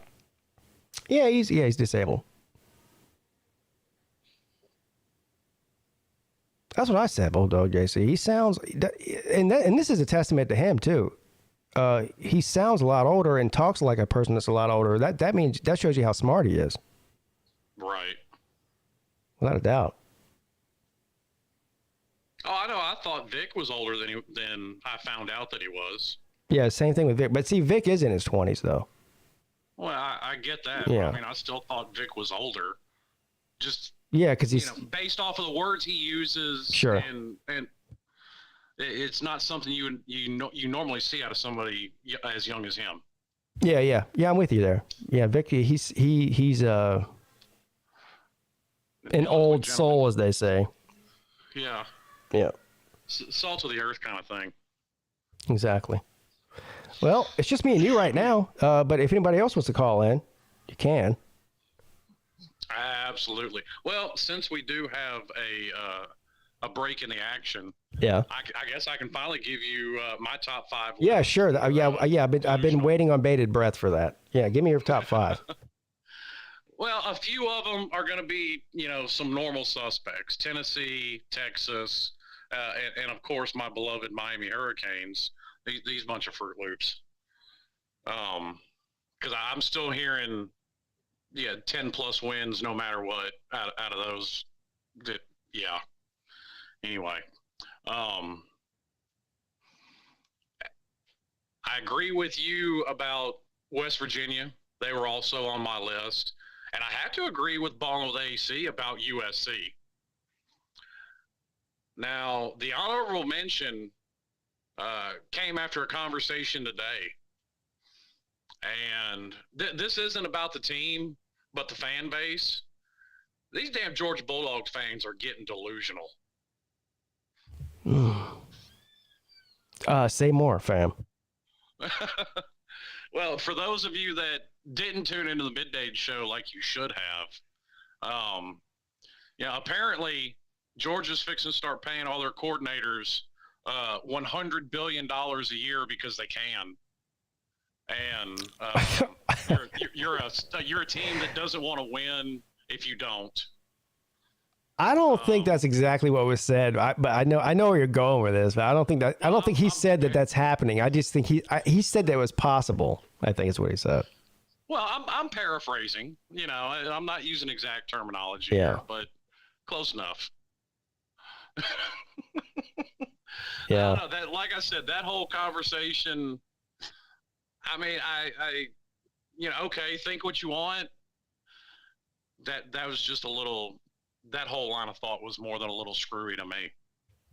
Yeah, well, I disagree with him, but I also see kind of where he's coming from.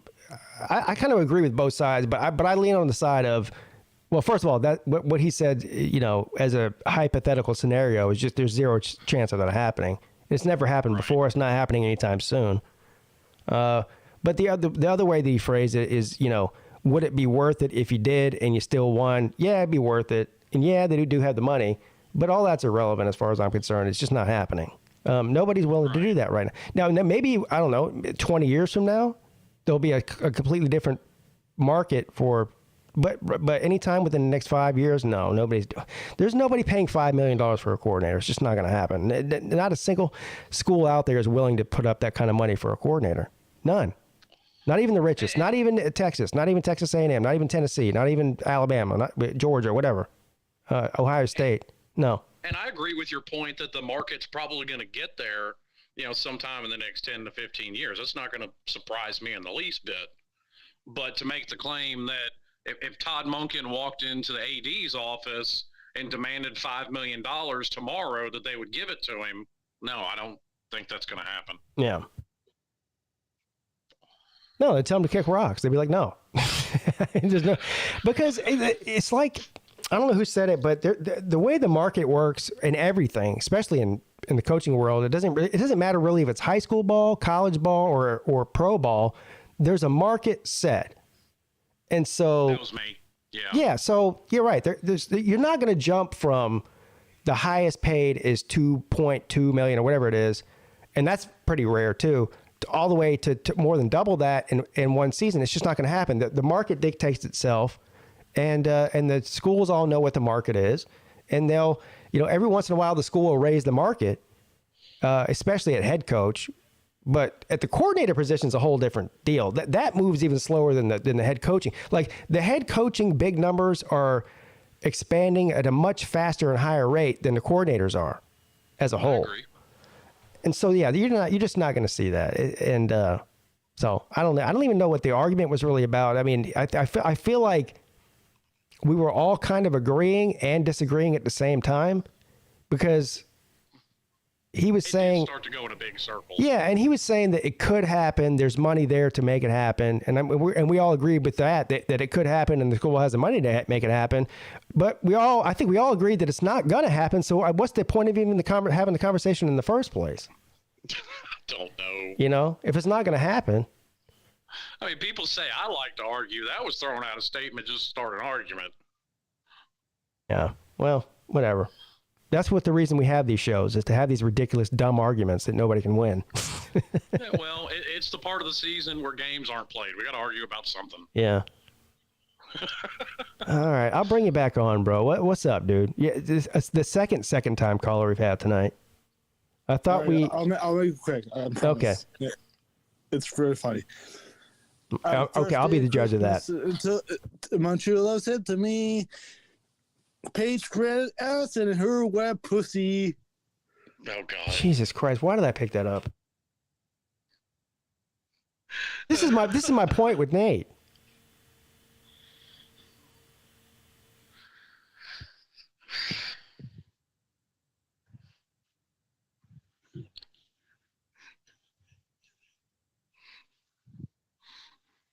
So the call-in show, I guess I'm going to have to cut out both Ballin' with AC and Nate.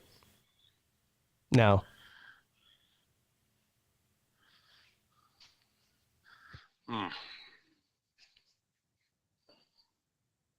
Anyway, you want to hear my list? Or how many of you give us off your list? You giving us? I gave you 6. I gave you. Okay. I'll give you a quick recap. I gave you my 5. Like I said, 3 typical suspects: Miami, Tennessee, Texas, and I agreed with your West Virginia pick that you threw out there earlier, and I agreed with the USC pick that Ballin' with AC gave us when he first came on. All right. So I've given you 1, as far as I'm concerned. Colorado's at the top of my list. And I'm not going to go over that again. I've already explained that twice. I haven't seen any Colorado fans yet. I've heard, some people of other fan bases, with some delusional takes on them. I've seen a couple on Twitter. I haven't seen any on YouTube yet, though. But I have a feeling they'll come around. And I hope they do come around, too. I'm sure they'll be fun to mess with.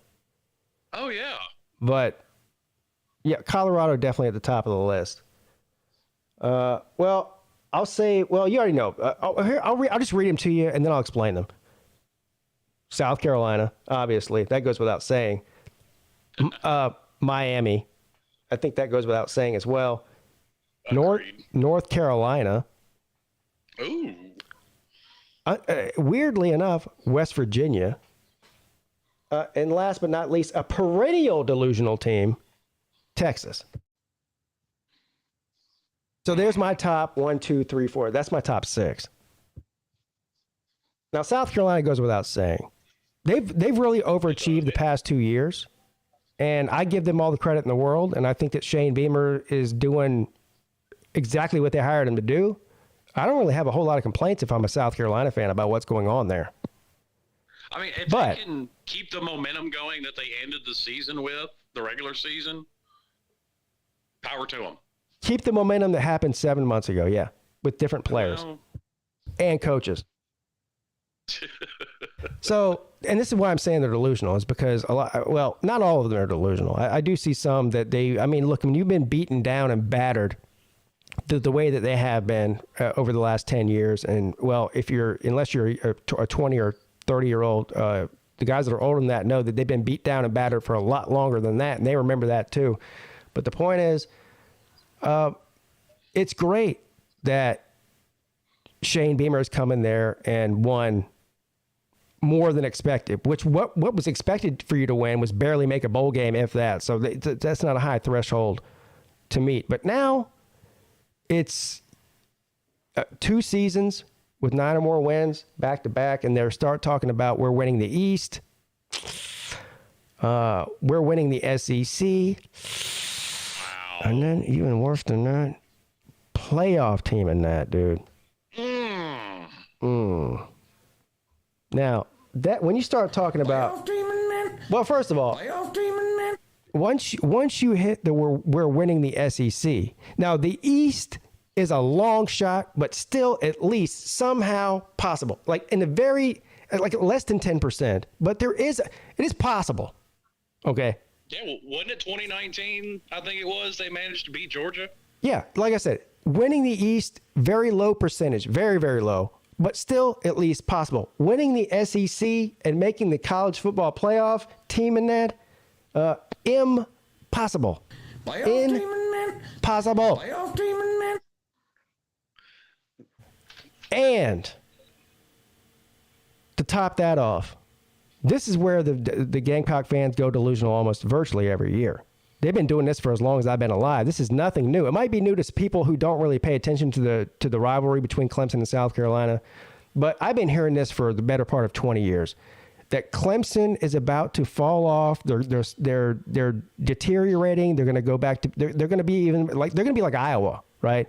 They're going to be like a barely bowl eligible team every year, and that South Carolina, out of nowhere, out of the ashes, out of the phoenix, for the past 125 years, something they've never done. They're going to rise from the ashes with Jesus Shane Beamer, and they're going to reclaim the entire SEC and, of course, their dominance over Clemson that's never happened in the history of their program.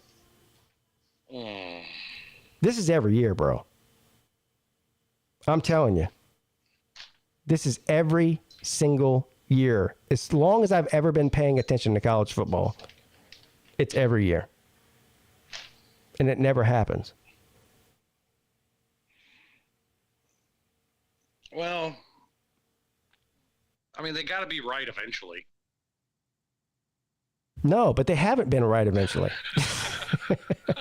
They thought they were right for a couple of years when Steve Spurrier was there. But even whenever they were able to beat Clemson, consecutive years in a row, they still weren't able to do anything with it. They won the East one time, I think. They didn't win the SEC. They got blown out in the SEC championship game. Yeah. It's just a perennial disappointment of a program, dude. And that's why, as much as I hate the Gamecocks, I have respect for their fans. Because you've got to be a real fan, a real hardcore fan, too, to stick with that dumpster fire of a program for as long as you have. There's no doubt about it.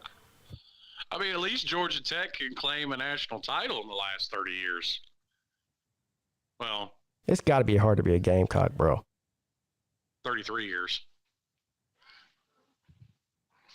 All right, so that's them. Obviously, that they're on my list. I told you Miami. I think that's pretty self-explanable, and I think you know why. I completely agree. North Carolina, and the only reason I put North Carolina on there is because they have a preseason top 3 probably Heisman finalist, like preseason, which doesn't mean anything, and Drake May is worthy of that ranking or projection. But football is a team sport. He might be the best, or at least in the top 5 best quarterbacks in the entire country. That's great. And I have no reason to dislike Drake May. And I'm pulling for him as long as he's not playing Clemson. But here's the bottom line. This is a team sport. In North Carolina, I just don't think is good enough for them to win the ACC like they think they're going to do. That's number one.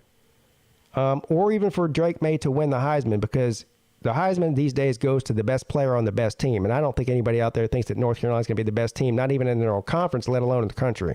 So I think North Carolina fans are overvaluing the team coming in. I hope I'm wrong, because they're on Clemson's schedule. And, of course, I want to see the ACC elevate themselves for selfish reasons so that Clemson can look better. But I still think North Carolina is probably an 8 or 9 win team at best. Eight probably. Here's a not so hot take. Since you threw out North Carolina, they're basically interchangeable with USC. I mean, that's basically the same book, different cover. So you're saying that North Carolina is like the USC of the ACC? Pretty similar teams, pretty good offenses. Defense nowhere to be found. Yeah.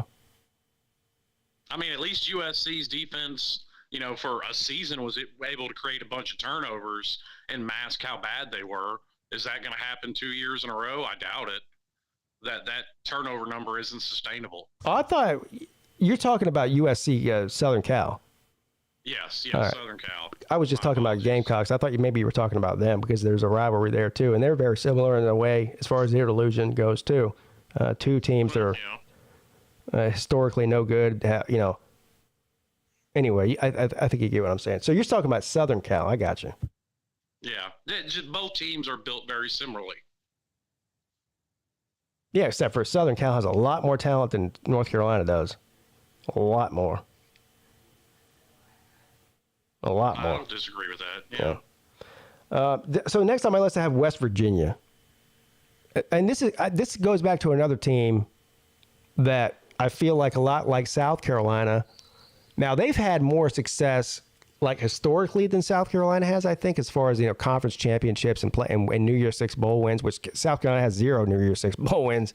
They've never won one, which is shocking. But I don't know. West Virginia's only got like 7 double-digit win seasons ever. Well, we looked it up the other night on the Wednesday night show, or it was one of the shows, either the midday show or anyway, we looked it up, and they do have like almost a 70% winning percentage over history. So they're top 15 in win percentage. Now their bowl record is abysmal. It was like 16-30, or it was terrible. It was like it was 40-something%, I think. And so they've got some bad stats and got some good stats. But at least they've had, some major bowl wins over their history. South Carolina's never had that. Ever. There's not a single major bowl that South Carolina's ever won. Can you imagine that? That is not one. I mean, they've never won a New Year's Six. No. Never won a BCS bowl game. Never won a New Year's Six bowl game. Never, one conference championship in 1969. I'm telling you, it's one of the. I believe that again a few years ago.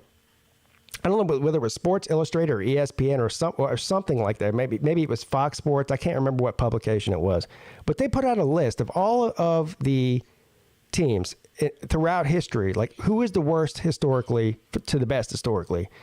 South Carolina was second to last. Wow. The only one that was worse, it was Iowa State. They were all the way down the bottom of the list. I mean, you've got like almost all the Group of 5 teams currently are more successful in their history than South Carolina's been. All the Power 5 teams, everybody, they are at the bottom of the totem pole, bro, historically. I mean, you can't get much worse. Trivia on that, I would have lost. I would have said, yeah, at some point, South Carolina's won a Cotton Bowl somewhere or something. No, Vanderbilt. No, Vanderbilt's got multiple national championships. I'm talking about historically, over history. And I know none of that matters now. I'm just saying. Everybody's got that one, like no matter how terrible your team is, whether it's currently or historically, everybody's got that one thing. Like even Michigan, right? Like, okay, so Michigan's, let's forget the past 2 seasons. They made the playoffs 2 years in a row. But before these past 2 years, for the past 30 years, they have been mediocre at best. Some years even worse. But even the Michigan fans, they had that one thing they can hang their hat on. They go, we're the winningest program in the history of college football. We've got more wins than anybody.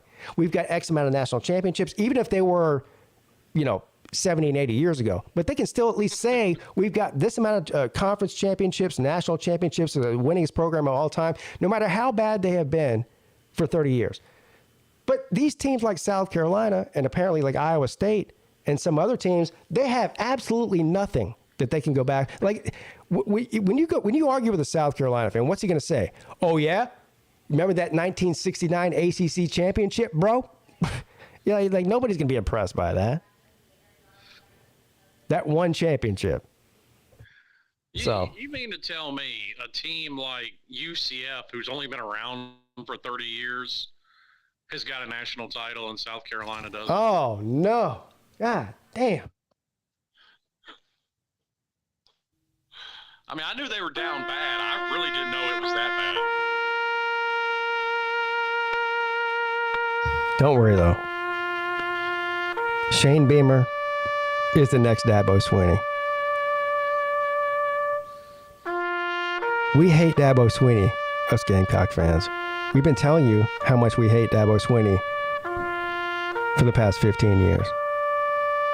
Everything about him we hate. The way he looks, the way he talks, how he gaslights everybody. So then, after being completely embarrassed by our big brother for 8 years in a row, we decided it was finally time to go out and hire our very own Dabo Swinney. Bless him. God bless him.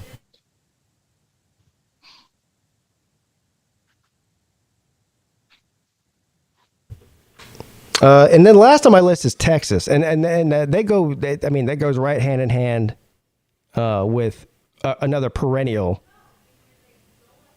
delusional fan base. They've proven, and this is another thing that we talked about, Slim, on the midday show today, right? Because that was part of the argument about is these teams that have all this money, they can do whatever they want, and they get, He's just trying to say you have no idea how much money these teams have, and we're like, yeah, we know they have the money, but that doesn't mean they're going to pay them. And I said, if that's the case, then why wouldn't Georgia just go ahead and pay Kirby Smart $20 million a year and just go ahead and get it over with? Because then there's no competition. He can't get stolen away. Right. If they got the money, then go ahead and do it. Well, Texas is a prime example of this, and Texas A&M and all the other very, very rich schools in the country. Tennessee's another one. Throwing the money at a coach does not necessarily solve all of your problems. And Texas has been back for the past 12 years. And guess what? They haven't been back for the past 12 years. But they keep saying they are. And they recruit. They recruit insanely as far as the recruiting rankings go. Almost always a top 5 team. If they're not in the top 5, they're not. When's the last time they were out of the top 10? They might have been out of the top 10 once in the past decade. So this is not a talent problem. This is the way that this university and their athletic program, especially their football program, is run. Money doesn't solve everything. And Jimbo Fisher and A&M are a prime example of this. They have fucked themselves 6 ways till Sunday with the past couple of coaches and the contracts that they gave them. I knew immediately when they gave Jimbo Fisher that contract, it was a disaster.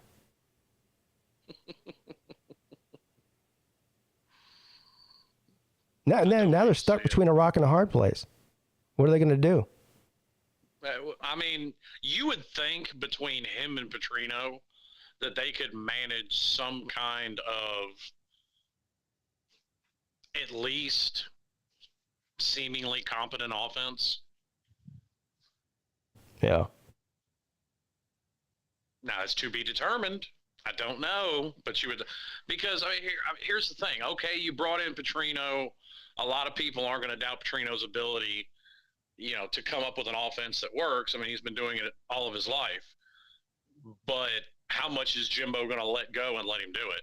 Because Jimbo's wanting to run that same offense that he ran in 2013 with Jameis Winston. Yeah. Well, and that's Jimbo's problem. He's gone the route of, he's going to do what Jimbo's been doing for the past 30 years or whatever, and he's not going to change with the times, and you see what you get out of that. But the fact that they gave this guy a 10-year contract as his first contract, whatever it was, I think at the time it was $7.5 million, so it was like $75 million for 10 years or whatever, which at that time was the biggest contract. It's just absolutely insane. First of all, to give anybody a 10-year first-time contract is insane with a massive buyout. It's insane. There's no reason for it because it doesn't take that to get them there. Look, Jimbo Fisher would have left Florida State for a bag of peanuts. He wanted the fuck out of there, dude.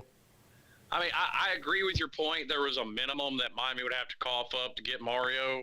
But, I mean, they gave him a 10-year, $80 million contract. So yeah, and that's not smart. It's a bad move. Well, you need to put if you're the first time, unless there might be maybe 2 or 3 countries coaches in the country that have that kind of cachet that can demand a 10-year $10 million contract per year or more right off the rip. The rest of them, you got to earn that contract. Your first contract should be actually like a 2-year contract. Like, we want to make sure that you know what you're doing and that you're not going to completely destroy this program before we start throwing money at you. That should really be the way it works. But I guess the market dictates itself. But when the market dictates itself and you have a bunch of idiots who don't know what they're doing, hiring people and giving them these contracts, they get what they deserve at the end of the day when they get fucked. Well, and in general, I'll agree with you. I'll also agree with the point that you said. Like I said, it would have taken a certain minimum to get Mario out of Oregon and get him to Miami. Here's where I'll disagree that they shouldn't have given him a long contract, because that's exactly Miami's problem. Is they're only keeping guys for a couple of years, and that's what's gotten them into the situation that they're in. So I actually think Miami did need to give somebody a long-term contract that they're not fixing to buy out in a couple of seasons. Yeah. 10 years too much. And I'm not really way too much with that. I think it needed to be more than a couple. I'll say that much. I don't know, man. If I was on that, if I was making decisions, especially if I had any kind of big money investment behind this, I'd be the one on the in the meetings going, yeah, we in that 10 years is ridiculous. Because it doesn't. Here's the thing, it won't take 10-year contract to get people to come there. So why give it to them? Right. It's like, I don't know. It just seems like a desperate move. And if you're a coach out there and some school comes to you and is offering you some massive 10-year contract, you're like, immediately you start thinking, yeah, these people are desperate. Because I would have done it for a 5-year contract. Right. And so I don't know. I guess you got a good agent or whatever. And no disrespect to the coaches that sign these 10-year deals. Go get your money. Do your thing. I'm just saying, as far as the school's concerned, they get themselves blocked in this corner. You see it happen every year. And then some of these schools do it back to back to back, and then they get themselves in a big-time hole, and it takes 5 and 10 years to dig yourself out of that shit. It does. I mean, how many coaches is Florida State paying? How many coaches is South Carolina paying?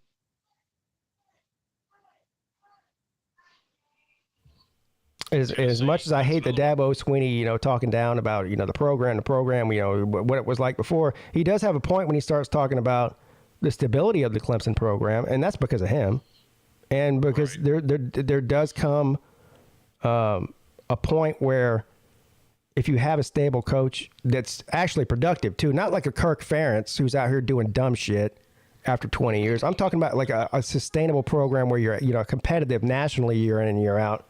There's just not that many teams in the country that have that.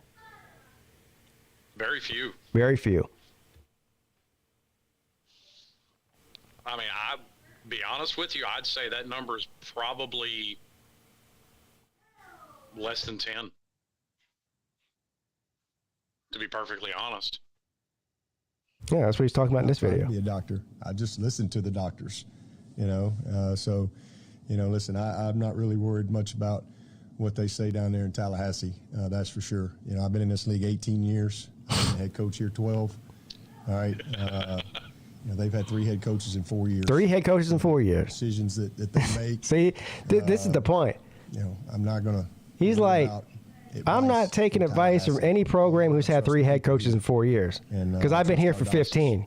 So as Raj would say, that has to do with a doctor in Tallahassee, but okay. Well, he's talking about the entire program, and the doctors are part of the program. He's saying, I get it. Because Clemson has doctors too. He said that.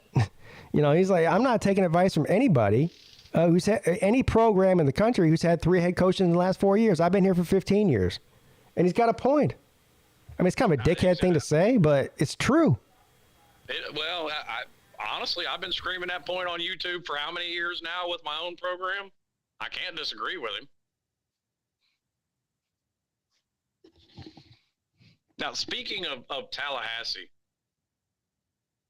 that's another fan base that's starting to get a little out of pocket. Uh-oh.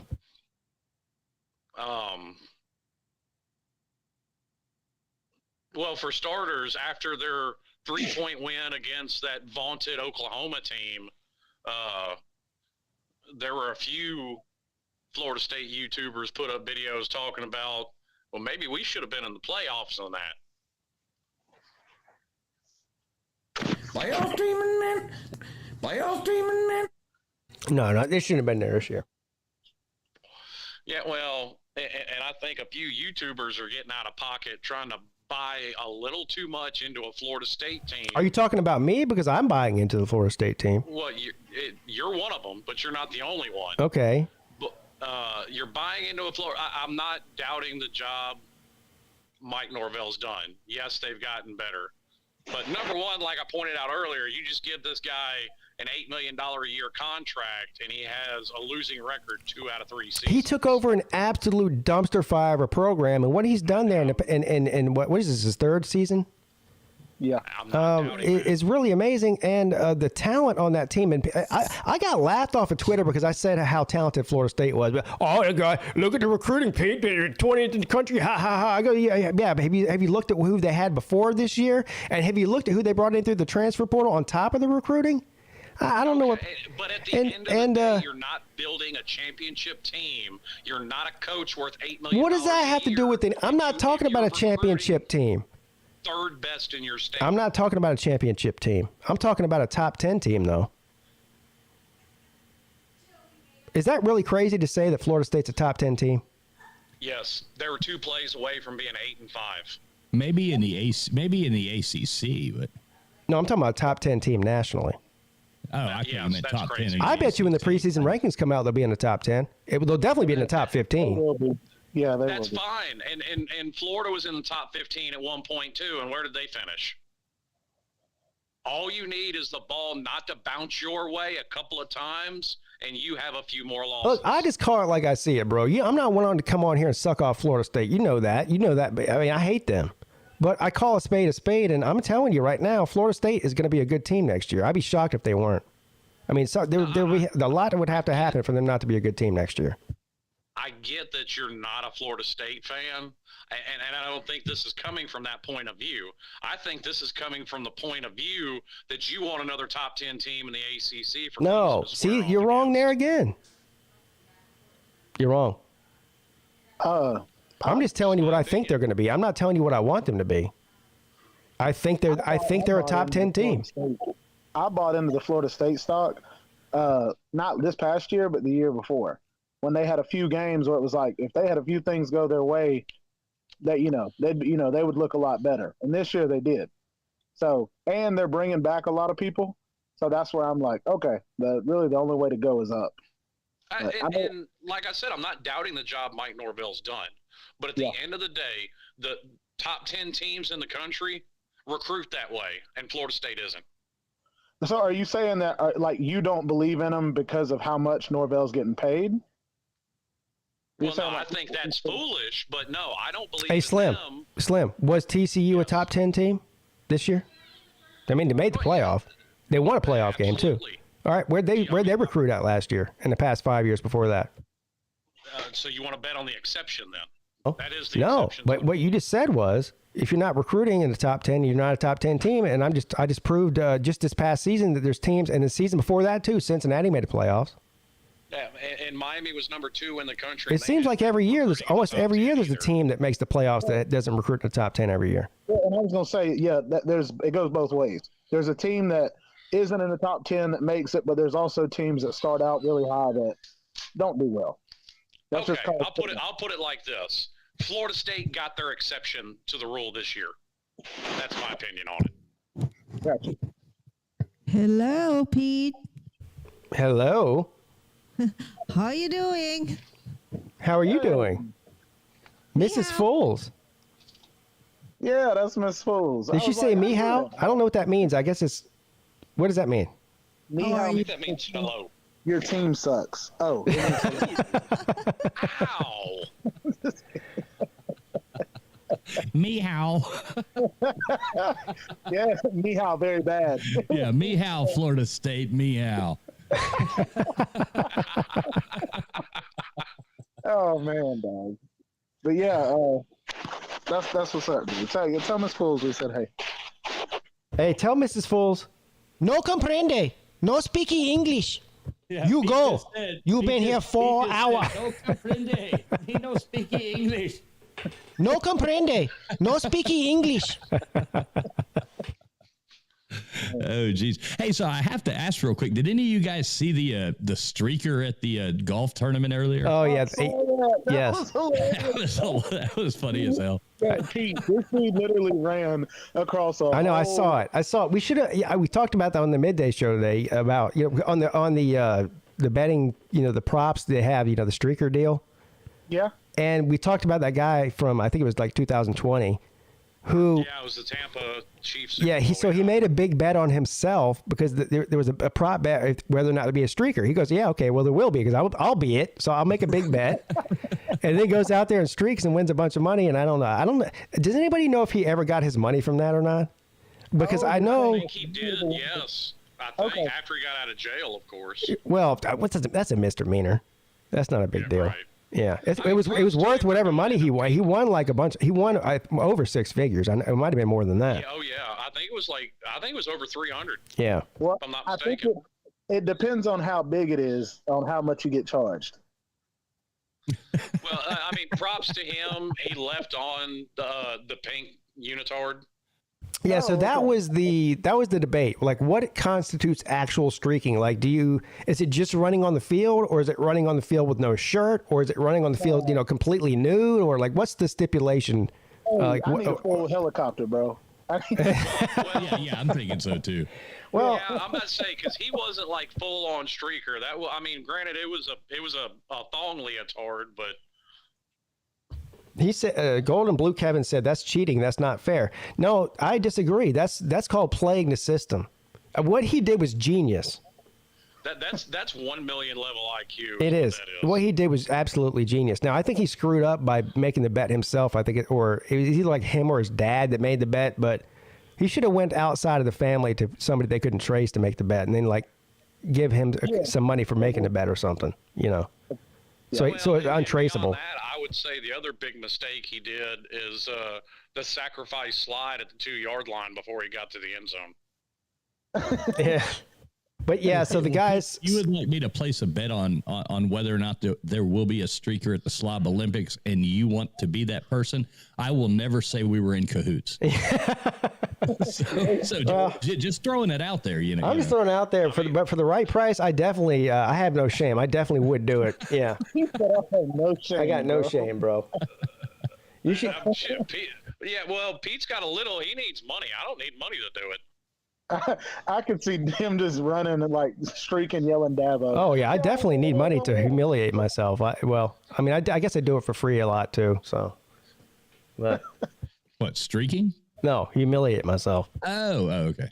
Yeah, I could. Well, if you have no shame, you can't be humiliated. Good point. Well played, sir. Exactly. There you go.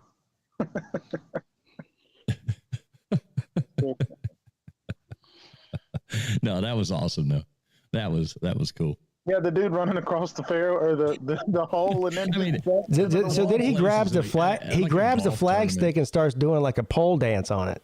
Yeah, he's out there. He's wearing a Speedo. His Speedo running around. It was awesome. And then, like, did you catch there was a bunch of different videos, like the one he does like the belly flop, you know, into the pond, and it's only about 6 inches deep. You can tell it hurt because he got up kind of slow and then tried to pretend like, you know, that didn't hurt, you know. No, I did not see that, bro. Yeah, there's different angles of it. He flops it. There's because everybody had their phones out, you know. So there's a bunch of different angles. It's funny. That's true. And did you see what he had? Did you see what he had written on his back? No. Yeah, it's like people zoomed in. He's got written on his back like a tramp stamp, you know, and it says 19th hole with an arrow pointing down to his ass. Yeah. Now, see, that really seems like an opportunity missed. Because he should have got like some kind of sponsorship from BetMGM or something. But you know what the best thing about this is because golf, you know, for those who don't know, the waste management, that particular hole, I think it's the 17th hole, 16th or 17th hole, that par 3 where everything gets crazy. That's where that happened at, and that's very unusual in golf. But the funny thing is usually when you see, no matter what the sporting event is, whether it's baseball or basketball or football or whatever, soccer.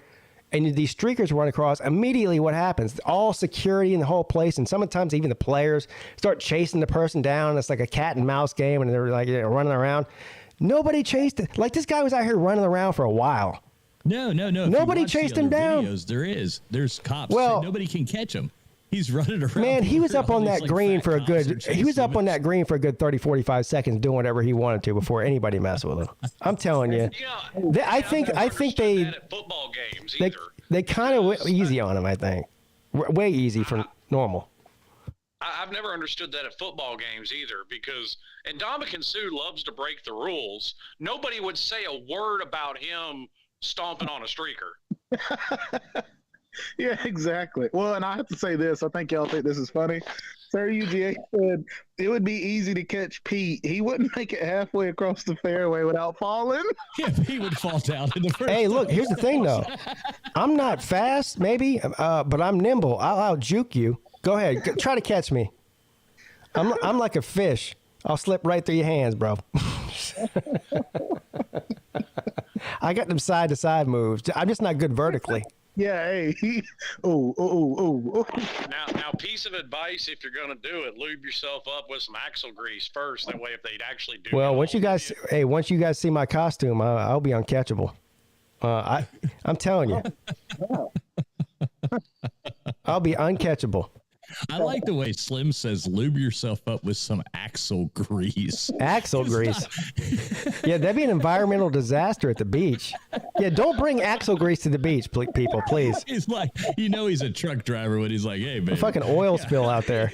I'm ready to go. I'm all lathered up in the axle grease.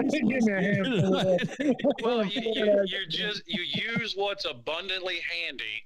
And I got a 5-gallon bucket of it. Let's party. I don't even need to put on no axle grease or baby oil. I'm slick. Axle grease, Jesus. I'm slick. Oh man, Doug, that's funny. Yeah, I'm praying that we keep this. I keep looking at the weather reports from Charleston, and right now it's just absolutely beautiful there. And I'm like, yeah, it is. It has been almost, too. It's almost scary. I know, it's scaring me. I feel like it's the winter here has been so mild out of the side of like maybe 1 or 2 weeks. It's been beautiful, and I just worry that it's going to get into March, and then the time is supposed to start warming up. We're going to have like, oh no, 6 inches of snow in Charleston for the first time in 5 years. Oh shit. The record ice. Groundhog did say it's 6 more weeks of winter. Yeah, fuck that rodent. And I don't like that damn groundhog either. I don't like him either. I don't like the way he looks at me. No. He's always side-eyeing you, and he looks. He's always like looking at you side. He looks very untrustworthy. That's all I'm saying. I wouldn't trust him. No, not a damn. Maybe next time we could do like if he screws us again, instead of the tater mustard whatever throw, let's do a groundhog throw. If we get screwed, a groundhog throw. 4th year, we're gonna chuck a damn groundhog. Look, if I was a groundhog and I knew that people just left me in a cage 12 months a year, we'll go kidnap Punxsutawney Phil. Punxsutawney Phil, he's no idiot. I'm telling you, he's not an idiot. He's just an asshole. Punt the groundhog, but the trick is it's covered in axle grease. You got a punt Punxsutawney covered in grease. Say that 3 times really fast. All he does, he's like, man, these humans lock me in this cage 12 months a year just to bring me out one time for 5 minutes so I can tell them what the next season is going to be. He's like, fuck that. I'm just going to start fucking with the humans. Season, bro. Yeah, so every year he just makes shit up. He's like, yeah, 6 more weeks of winter, bitch. It's actually gonna be warm tomorrow, hoes. Like, oh, shit, bro. No, and I like everywhere, like the whole Southeast has been like, I mean, we had that really bad cold front that came through around Christmas. I know it hit you guys, it hit everybody. Yeah. But other than that, it's been like a super mild winter. Dude, it's supposed to snow here this weekend. Well, yeah, they're saying it. It ain't even that mild here. Well, I said Southeast. You live like in that central, weird area. They call it the Mid-South, is what they call it. Right. That is very unpredictable there. But, I mean, as far as this area, it's been pretty warm, really. I'm about to say, because last week I only worked 2 days because we had back-to-back ice storms on Tuesday and Wednesday. Oh, wow. See, and that sucks, bro. I hate that for you because you got to drive in that crap. Shit me, I do. Damn. See, that's the bad thing about this area. We're far enough north we're going to get the bad weather, but we're far enough south that it's going to get warm and melt everything and then refreeze at night. Oh, I got you. It doesn't just stay I got you. Yeah. Well. Who we got popping up in we here got, looks like we got Mike in here. What's up, Mike? Hey, how's it going, Pete? How's it going, man? Is this the Wake Forest man, Mike? Yes. Yes, it is. Holy cow, we got a demon deacon up in here? We do. Yes, sir. Is this Sam Smith? I'm sorry, my bad. I did want to tell y'all, guys, the school that I'm helping with this year, we won the region championship for the first time in 5 years. So that's awesome. Congratulations. We're looking to have a really good year as far as trying to win state. So awesome. Hell yeah, dude. Good for you, man. Yeah, good luck. That was yesterday. So while we're celebrating your successes, is it true? We need to go ahead and confirm right now, finally, and get this over with. Is it true that you're not coming to the Slob Olympics? We already confirmed this, bro. Why are we opening up the axle grease bucket? We're not. What do you mean? TB is not coming to the Slob Olympics? That's what he says. He doesn't love us anymore. This is the first I've heard about this. Love is not just physical, guys. I know we have a physical love, but I love you guys away from physicality. Not as much, but yeah. Well, that's just weird, but why aren't you coming? Oh, I'm going to come. Now, see, now it just seems. Now it's even weirder. Me for my second Now it just got worse. I'm waiting for what's his name? No. Please don't do it. Wait, so Pete, I have a question for you. Yeah. Go ahead. Are the Slob Olympics? When are they exactly? Is it on the weekend or weekday? It's on a Saturday. It's right here, March 3rd through 5th. Now, look, the actual Slob Olympics themselves. I might come then. March the 4th is Saturday. That's the day of the event. All right, March the 4th. Put your that's cool. up there again, just in case nobody's seen it yet. Oh, look at that. 2023 Slob Olympics at the Isle of Palm, South Carolina, March 3rd through the 5th. I thought it was earlier in the week. That's why I was confused. No. Just a bunch of people tend to show up earlier in the week. For whatever, I guess they decided to copy off me and Pete since we started that trend last year. Well, I mean, the event's always been on Saturday. There's the first and second year were both on Saturday, and this is on Saturday. So of course it's on the weekend. Now, like he just said, sometimes people come a few days early. Sometimes people stay a few days late. Whatever the case is. Sometimes people come early. Sometimes people come early. Yeah, it happens to the best of us. Hey, what y'all talking about? Humility early? Only a certain group of people can actually last all the way until the 5th. Wait, all right. So Pete, what's it's called pacing yourself. I see that's what call it. Listen, let's be clear. No shame if you can't. Now None look. whatsoever. If I got a little axle grease, then I'm coming early. Oh man. Well, I'd have given TV some material with this axle grease. Somebody in the chat says, there are a few people that are coming prematurely. I believe. That happens to the best of us too. I'm pretty sure I think Traveling Fools might be coming prematurely. I think Slim Shady Canes is coming prematurely. I know Uncle Lou and Battle Angel are coming prematurely. We're actually coming and I don't know how you would say afterwards, like we'll be there like later, still hanging in there, Oh, it's all good. Well, he may have been wrong about him, but he was right about me. I am coming prematurely. We won't be there till Friday. Okay. There are several people and more that are coming prematurely, so don't feel ashamed if you are. Okay, too. that's all I really needed to know. All right, but Pete, I do have a question though, because I'm a North Carolina man. Yes. But I'm not there right now. So if I'm flying into the Carolinas, I know Charlotte, I know Raleigh. Is there a South Carolina airport? Are you being serious right now? Yeah. Yeah, there's a lot. Yeah, well, the biggest one is probably Charleston, the Charleston International Airport, which is where you're coming to. You just asked if there's an airport there. I'm saying, is that like the one to fly Nah, into? man, we live in the third world. There's no airports around here. That was my long-winded way of saying, so Charleston is the best Yes. airport? Yes. Sir, I live in a town of 20,000 people, and we have an airport. Well, I know airports, but There's a bunch of airports in South Carolina. There's a Greenville, there's a Columbia, there's Charleston, there's a Hilton Head Airport. There's 4 or 5, but the biggest one and I think the only one that's international is Charleston, and that's where you're coming to. Now the airport is international. I'm so fucking with you, Pete. Yeah, the Charleston Airport's international, but it is about 30 or 40 minutes away from the event. So. Okay. You have to plan for that. If you're flying in, you either need to arrange for a ride or have somebody pick you up or whatever the case is. But yeah, it's about 30 or 40 minutes away from the airport. They said that Kevin said Nate the Great will definitely be coming prematurely. And guess what? He is too. A couple of days prematurely. Oh no, in a Hooters costume. Oh man. Now, here's. Can we have a prop bet on this? Is Nate gonna wear the Hooters costume on his flight in? No. I'm pretty sure his mother's gonna. Yeah. He's going with I think his mom and his grandma or something. Yeah, that's not happening. His aunt this time. Okay, whatever. Anybody with any sense is not letting him walk in an airport with that. Could you imagine him going through like standing in line? Going. No, that ain't happening. To go to the check-in and to go to this. I would pay good money to see that.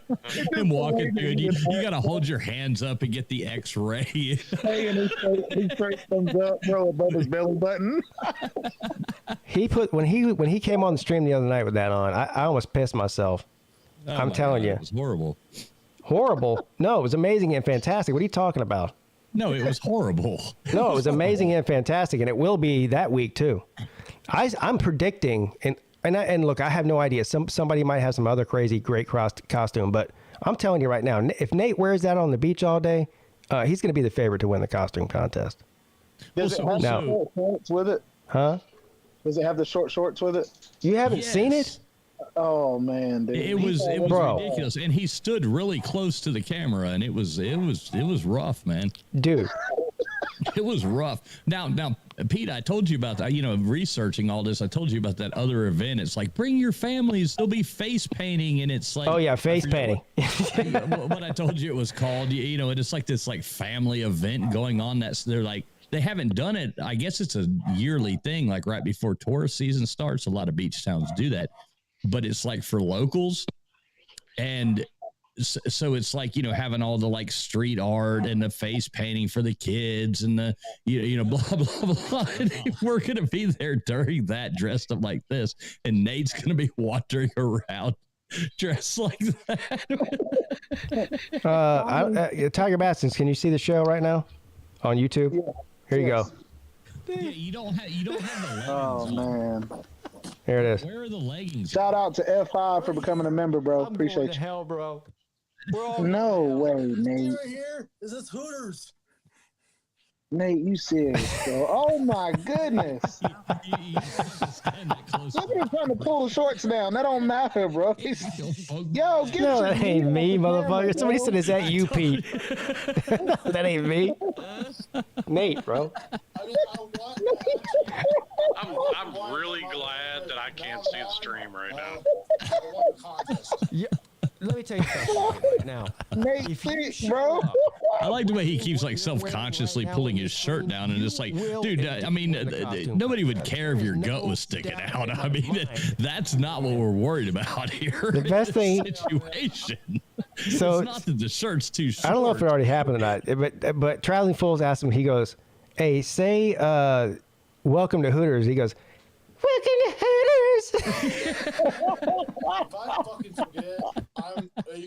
Hell no, I can see that, bro. No, you're wearing that. Oh my God, we're going to. All right, somebody's going to jail. The airport. And I don't think it's going to be Jay Shites. Don't do that. You won't make it here. Yeah, that's where he just said he was going to wear it to the airport. I was like, no, don't do that. You won't.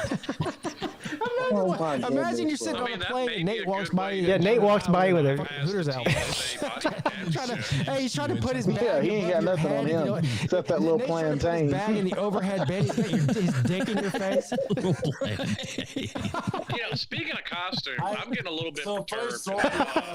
Where I ordered mine from, I've called him like 10 times. I can't get anybody on the phone. Velvet. You forgot you were in that outfit. How the fuck do you forget that you're wearing? See, I'm still waiting on the weather report. Before I nail down my costume, I'm waiting on a weather report. All right, so you guys get the idea. Because TB said he hadn't seen it before, so now you've seen it. But his costume will be making a return. It'll be in the suitcase just in case. If it's cold, I mean, I could very seriously see that. But Nate has actually been talking about, now he called in, I don't know if it was your show, Pete, or somebody else's, and he was saying, well, I think I'm going to wear a bra underneath. I was listening. I was like, what? No, you don't have to. Well, I mean, a bra doesn't do anything. You don't have any titties to put it in there. Exactly. Sir, all he's got to do is wear a push-up. It's like a bag of chips. No, stop it. No, that wouldn't work the way you think it is. No. What he just did, just in Nate's normal self, that's the perfect way to wear it. I wouldn't start putting on women's accessories. That would be kind of weird. Exactly, I agree. I mean, if he should. If he wants to pull like high school freshman and stuff some socks in his shirt, I wouldn't be mad about or in his pants. Either way, that's fine too. Hey, yes, it is 2023, so you could have them on up top and in the bottom. Yo, I mean, it would be funny. It would be funny if he stuffed his pants. I mean, come on. Yes, especially since y'all are on the beach. Like a big giant, like big bulge, like a giant one. Yeah, bro, that was Like an abnormally big one. A whole cucumber. Okay, if they're as prudish on Isle of Palms as Pete has made it out to be, somebody is going to call law enforcement. Yeah, I'm not worried about it. Here. This is what I said a couple weeks ago. Look, guys, I know that we're all a bunch of idiots and there's going to be some crazy shit going on, but people have to realize where they're at. Okay, this is not Panama City spring break with a bunch of college kids running around funneling beers and doing butt shot, whatever the hell goes on there. I don't know. Body shots. Look, whatever you do in the privacy of your own room, have at it and have a great time. But when we're publicly out on the beach, there is rules. Okay, I think the fact that this other event is now going on, that they stopped doing it apparently because of the plague. So they're bringing it back this year. Apparently, Pete, did you know about this? But this I did not know. No thing they all did. Yeah, I didn't know about it. No.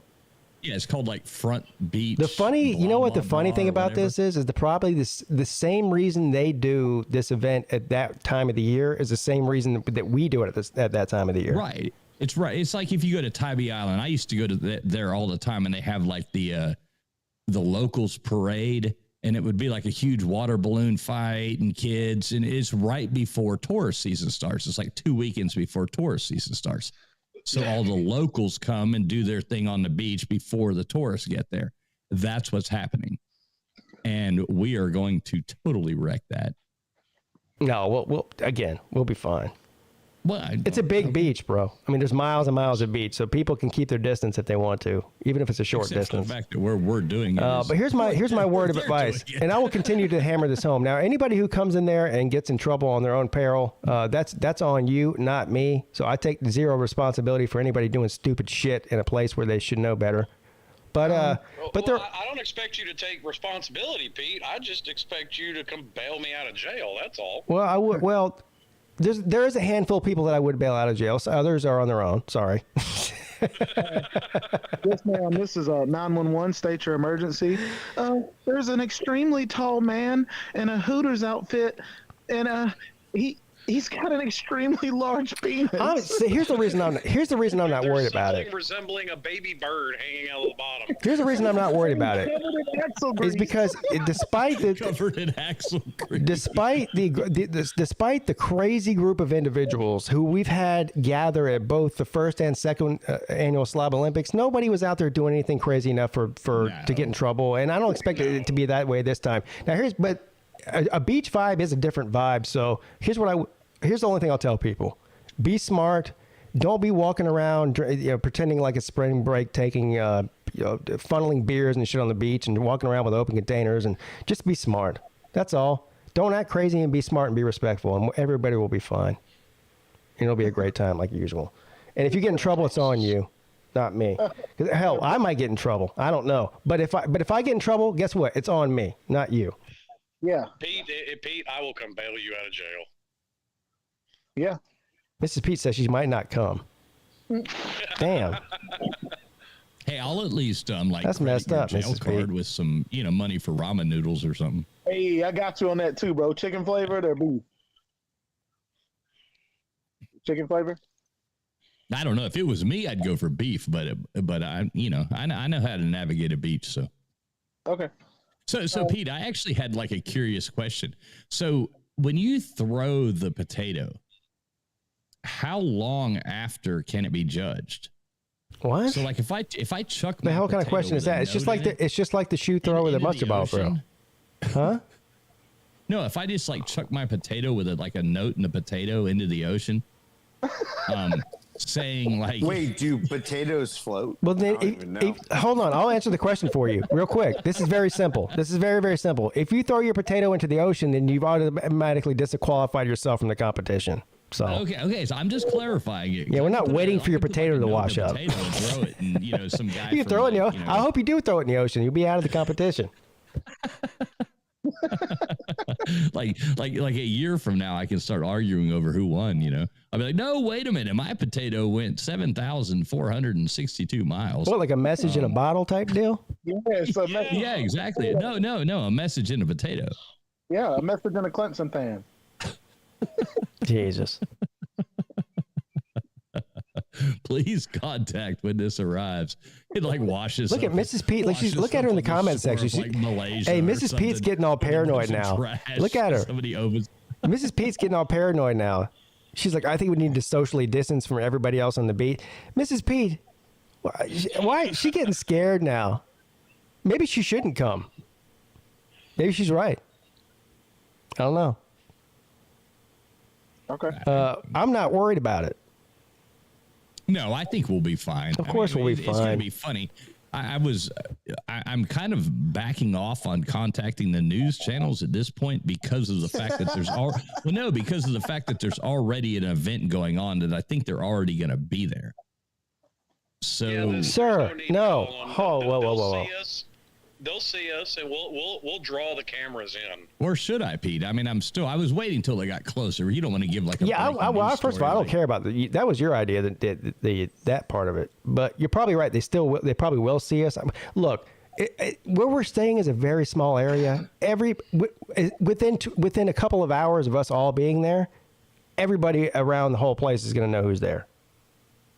Oh, yeah. Including those people. Well, they'll definitely know Jesse's there. Well, they're going to know we're all there. I mean, there's not going to be anybody else walking around in the shit that we're walking around in. You know, we'll stand out like a sore thumb. Just say it's a Comic-Con event, bro. And I would also like to remind Mrs. Peete that it was her idea to do this here, and she knows what this is. Oh, so wait, so it all does go back on Mrs. Peete because she chose. It was her idea to do it here. Well, so if the cops show up, everybody just. Oh, cops ain't showing up unless. No. Pete, you got her. Hey, no, Pete. I have a few questions for you. Yeah. Do you own the beach? Yes. No. What? No, you don't own the beach. Okay. And I presume maybe hotel. I don't know. I haven't listened to the details. What's your point? But wherever else people are partying, do you own that? No. Well, who does? Then I don't think you need to really worry much about anything. I'm not worried about it. I think that's what I've been saying. No, I'm fucking with you, buddy. Yeah. But no, who does own the beach? The city. If you own beach house, The city of Isle of Palms owns it. if you own a beach house, do you own the beach in front of your house? No. Bring your own potato. There's like a whatever. You know, or there's like a. Legally, though, I think our hotel does present us with beach access. Yeah, it's right on the beach. They must have I don't understand the question. I don't understand what you guys are asking about who owns the beach and who. What does that matter? It's a public beach, and there's hotels and condos and restaurants and bars and all that shit right on the beach. That's where we're staying. It's a public beach. It's God's beach. Anyways, bring your own potato. Yeah, as far as you are concerned, it is my beach. All right. Yeah, I think it is Pete's beach. My beach. Pete, my whole I make the point rules. was This is Tater Beach. liability. None of this is your shit. It's all my shit. Every grain of sand on that motherfucker is mine. Hey, wait, so now's time to bring BVD back into it. You can be like, well, this was all BVD's idea. You gonna arrest the disabled man? No. No, wait a minute. I may have missed this. Do we have to provide our own potatoes for this? Yes. Yes. And I've been scoping out potatoes, and it can be like a regular, like any kind of potato. Oh, I already know what kind of potato. I've already got my potato picked out, bro. I just can't buy it yet because I don't want it to be rotten. But it was premature. I didn't want to premature pick my taters. Confident as hell is in his potato, bro. You hear me? Son? Hey, last time I was in Publix, I was standing in the potato section. I was scoping out the potatoes, and people are looking at me like, this guy really cares about his potatoes, you know? Oh, dude, I was the same I'm like, thing. Mrs. Fools and I, we were. I'm trying to figure out which one I could throw the farthest. I'm picking up potatoes, like pretending like I'm throwing them. Vegetable aisles. I'm over there like picking up potatoes, and I'm holding them in my hand. I'm like going to all the different kinds of potatoes. Yeah, I'm over there. I'm over in the potato aisle. I'm picking up and trying potatoes, and I'm like, trying to give the arc. And I'm in the middle of the grocery store. People are like, "What the fuck is this guy?" They probably think I'm like mentally ill. I'm over here going, "Yeah, I don't know. That was a little bit too heavy." Did you put one up through your ear and knock on it? I'm like knocking on potatoes. Well, see, and this makes a big difference too. Yeah. Wait, Pete's like muted or something. I couldn't hear. No, I'm here. Maybe. This makes a big difference too. Like where in the tide are we going to throw the potato from? So like if we're throwing it at like where the sand's more wet, then the total your throw is going to be totally different than if we're throwing it into soft sand, because soft sand is going to just stop. So I mean, you can skim that thing across some wet sand, or you can there's a lot of things to think about here. I'm just going to say two different red potato or brown potato. I'm going with sweet potato. You guys are giving away your. Don't anybody give away your potato pick. Don't give anybody any ideas. I'm not telling you what kind of potato I'm throwing. It's going to be a surprise. Because my whole boot idea backfired year one. So I'm going to have to put a little more thought into this. I have no idea what this contest is about, but my only question is, can you use a tater tot?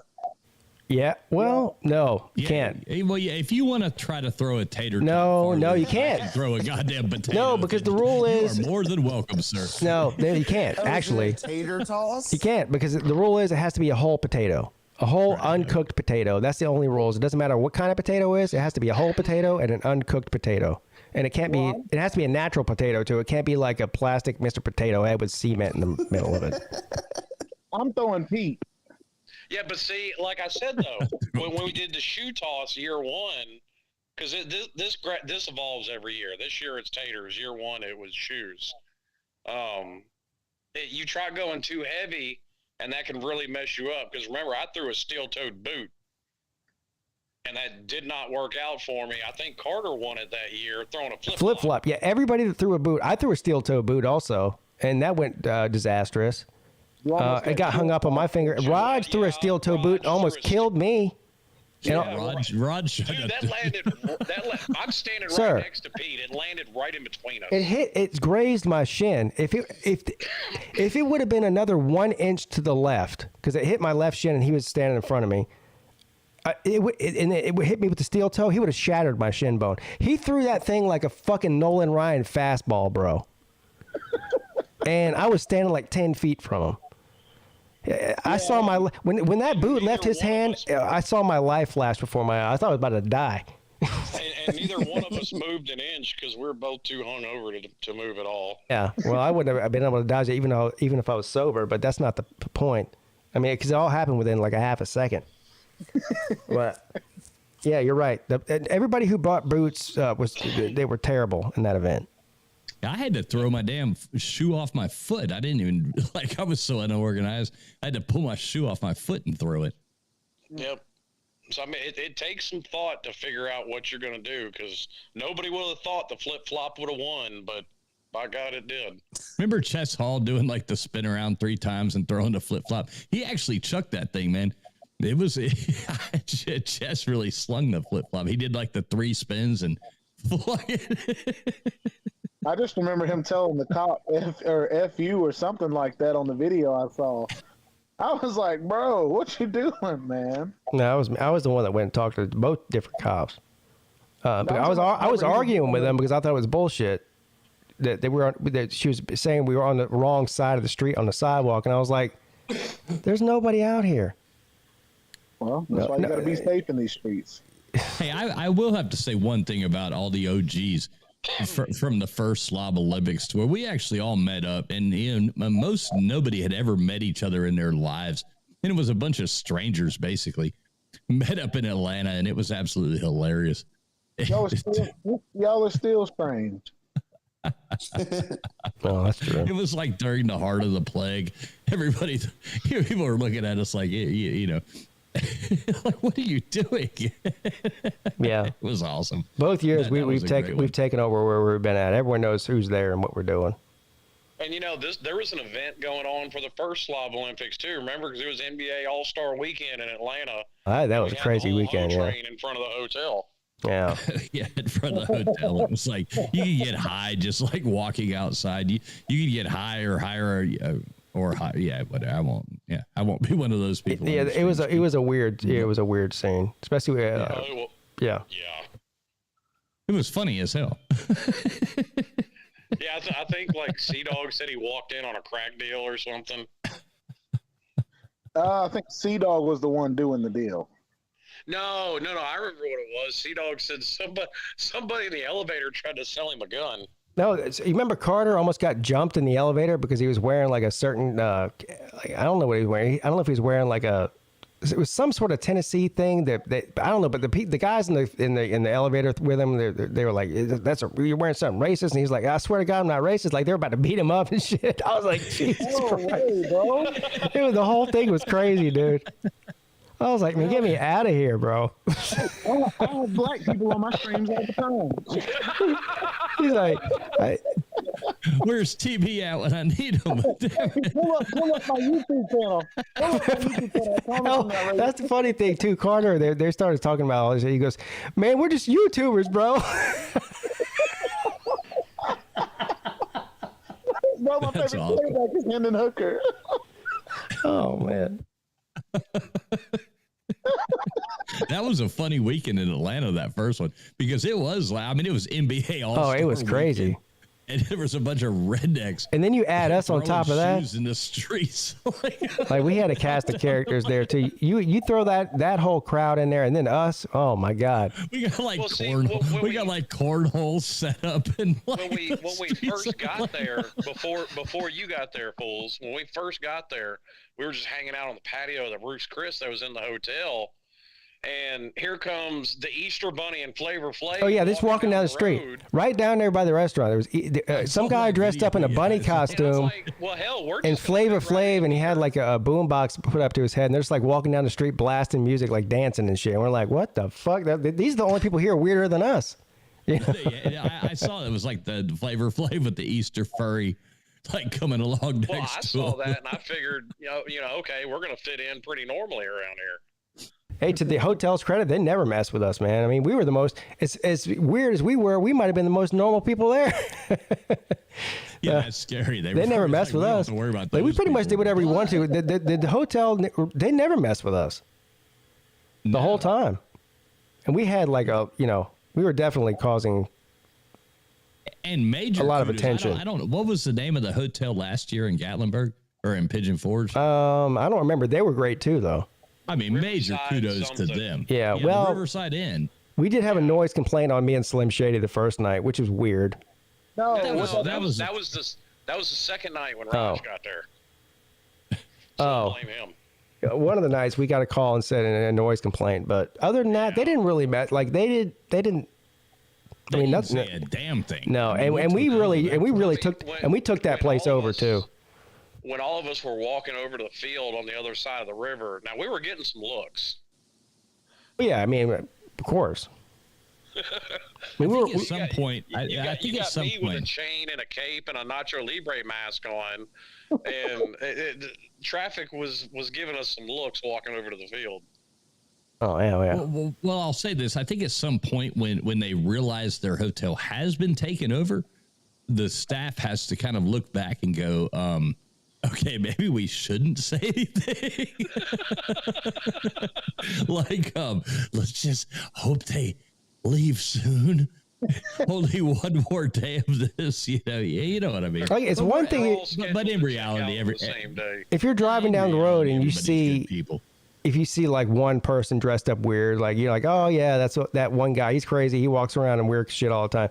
You drive down the street and you see 40 people walking around in these weird costumes. It's 17 degrees outside. They're walking down the sidewalk. Sea-Dog's got a fucking chicken wing hanging in front of his face. They're like, what in the actual hell is going on here? Dressed up as a fat Indian. You've got a fat Nacho Libre Miami fan. A pregnant cheerleader. Oh yeah. And what was Neo? Wasn't he like a shoe or something? Like, yes, he was a shoe. Bigfoot walking down the street.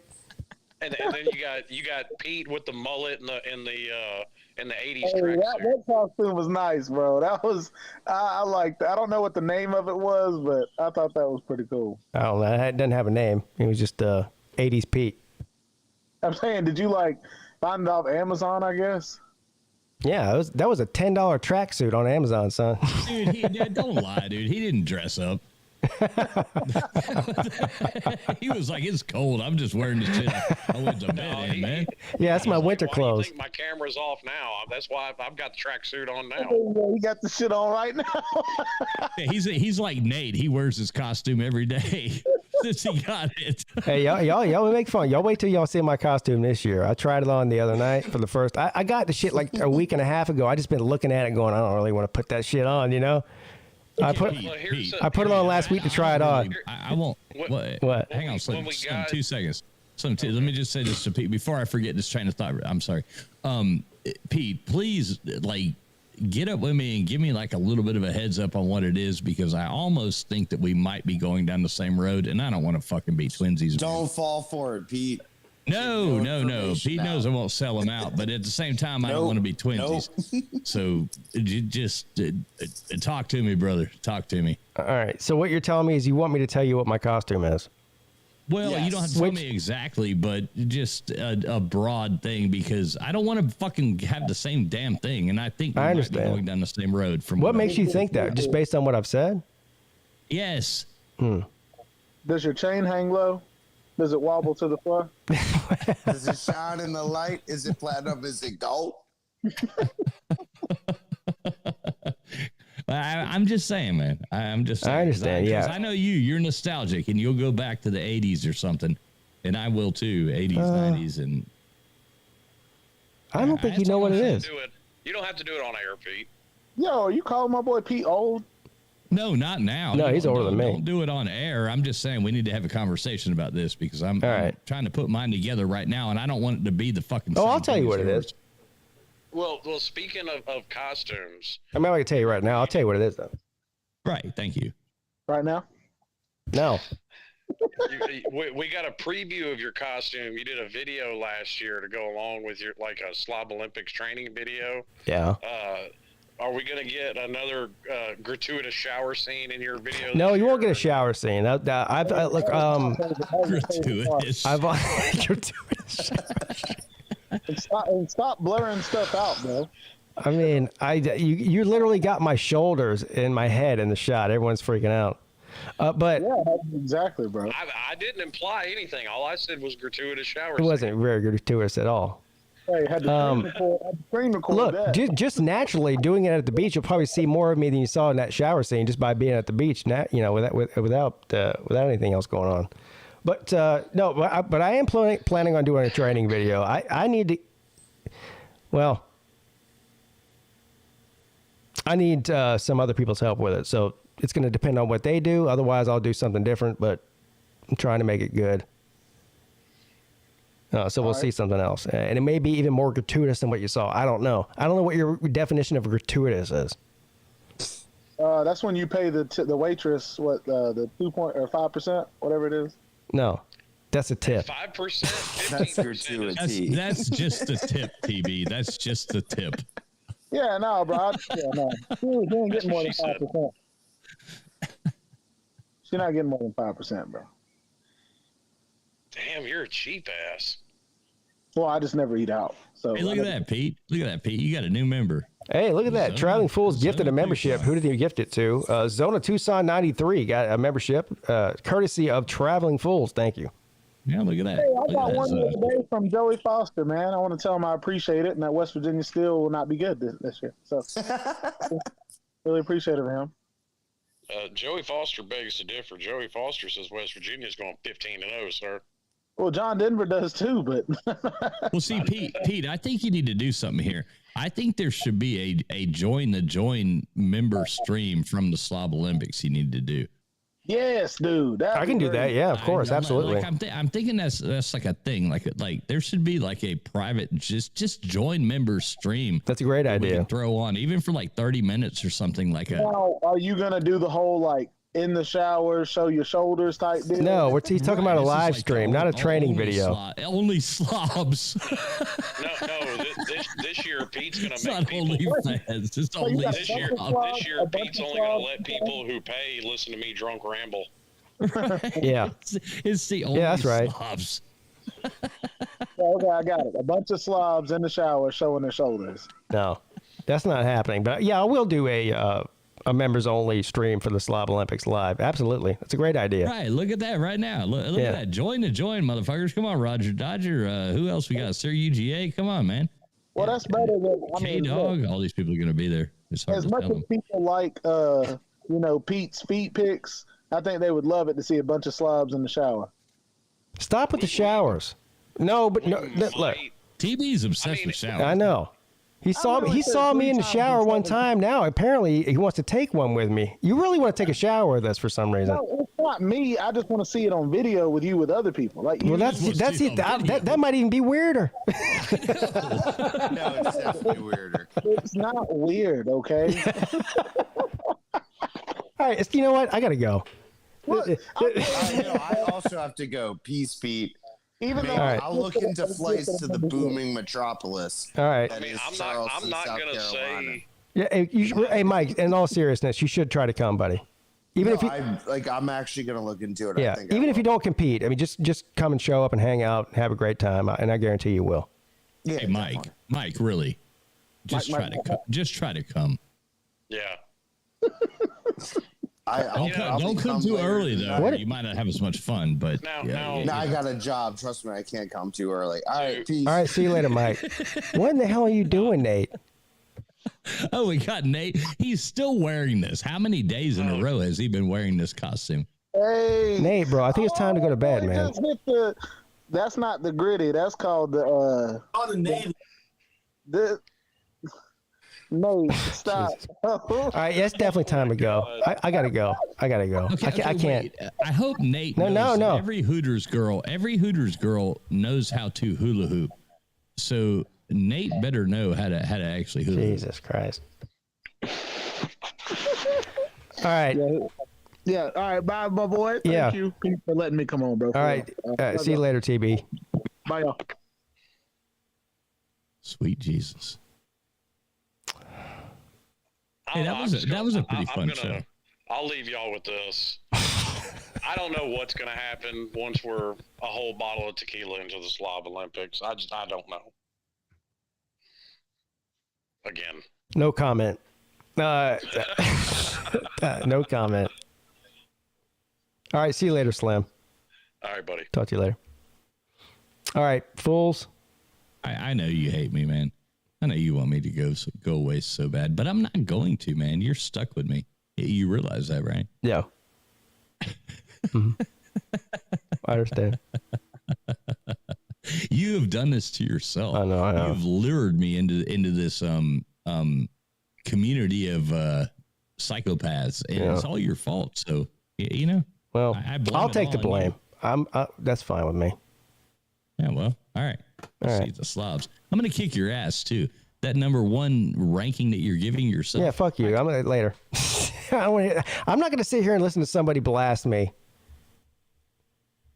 All right, thanks everybody. Great show tonight. Seriously, some great calls as usual.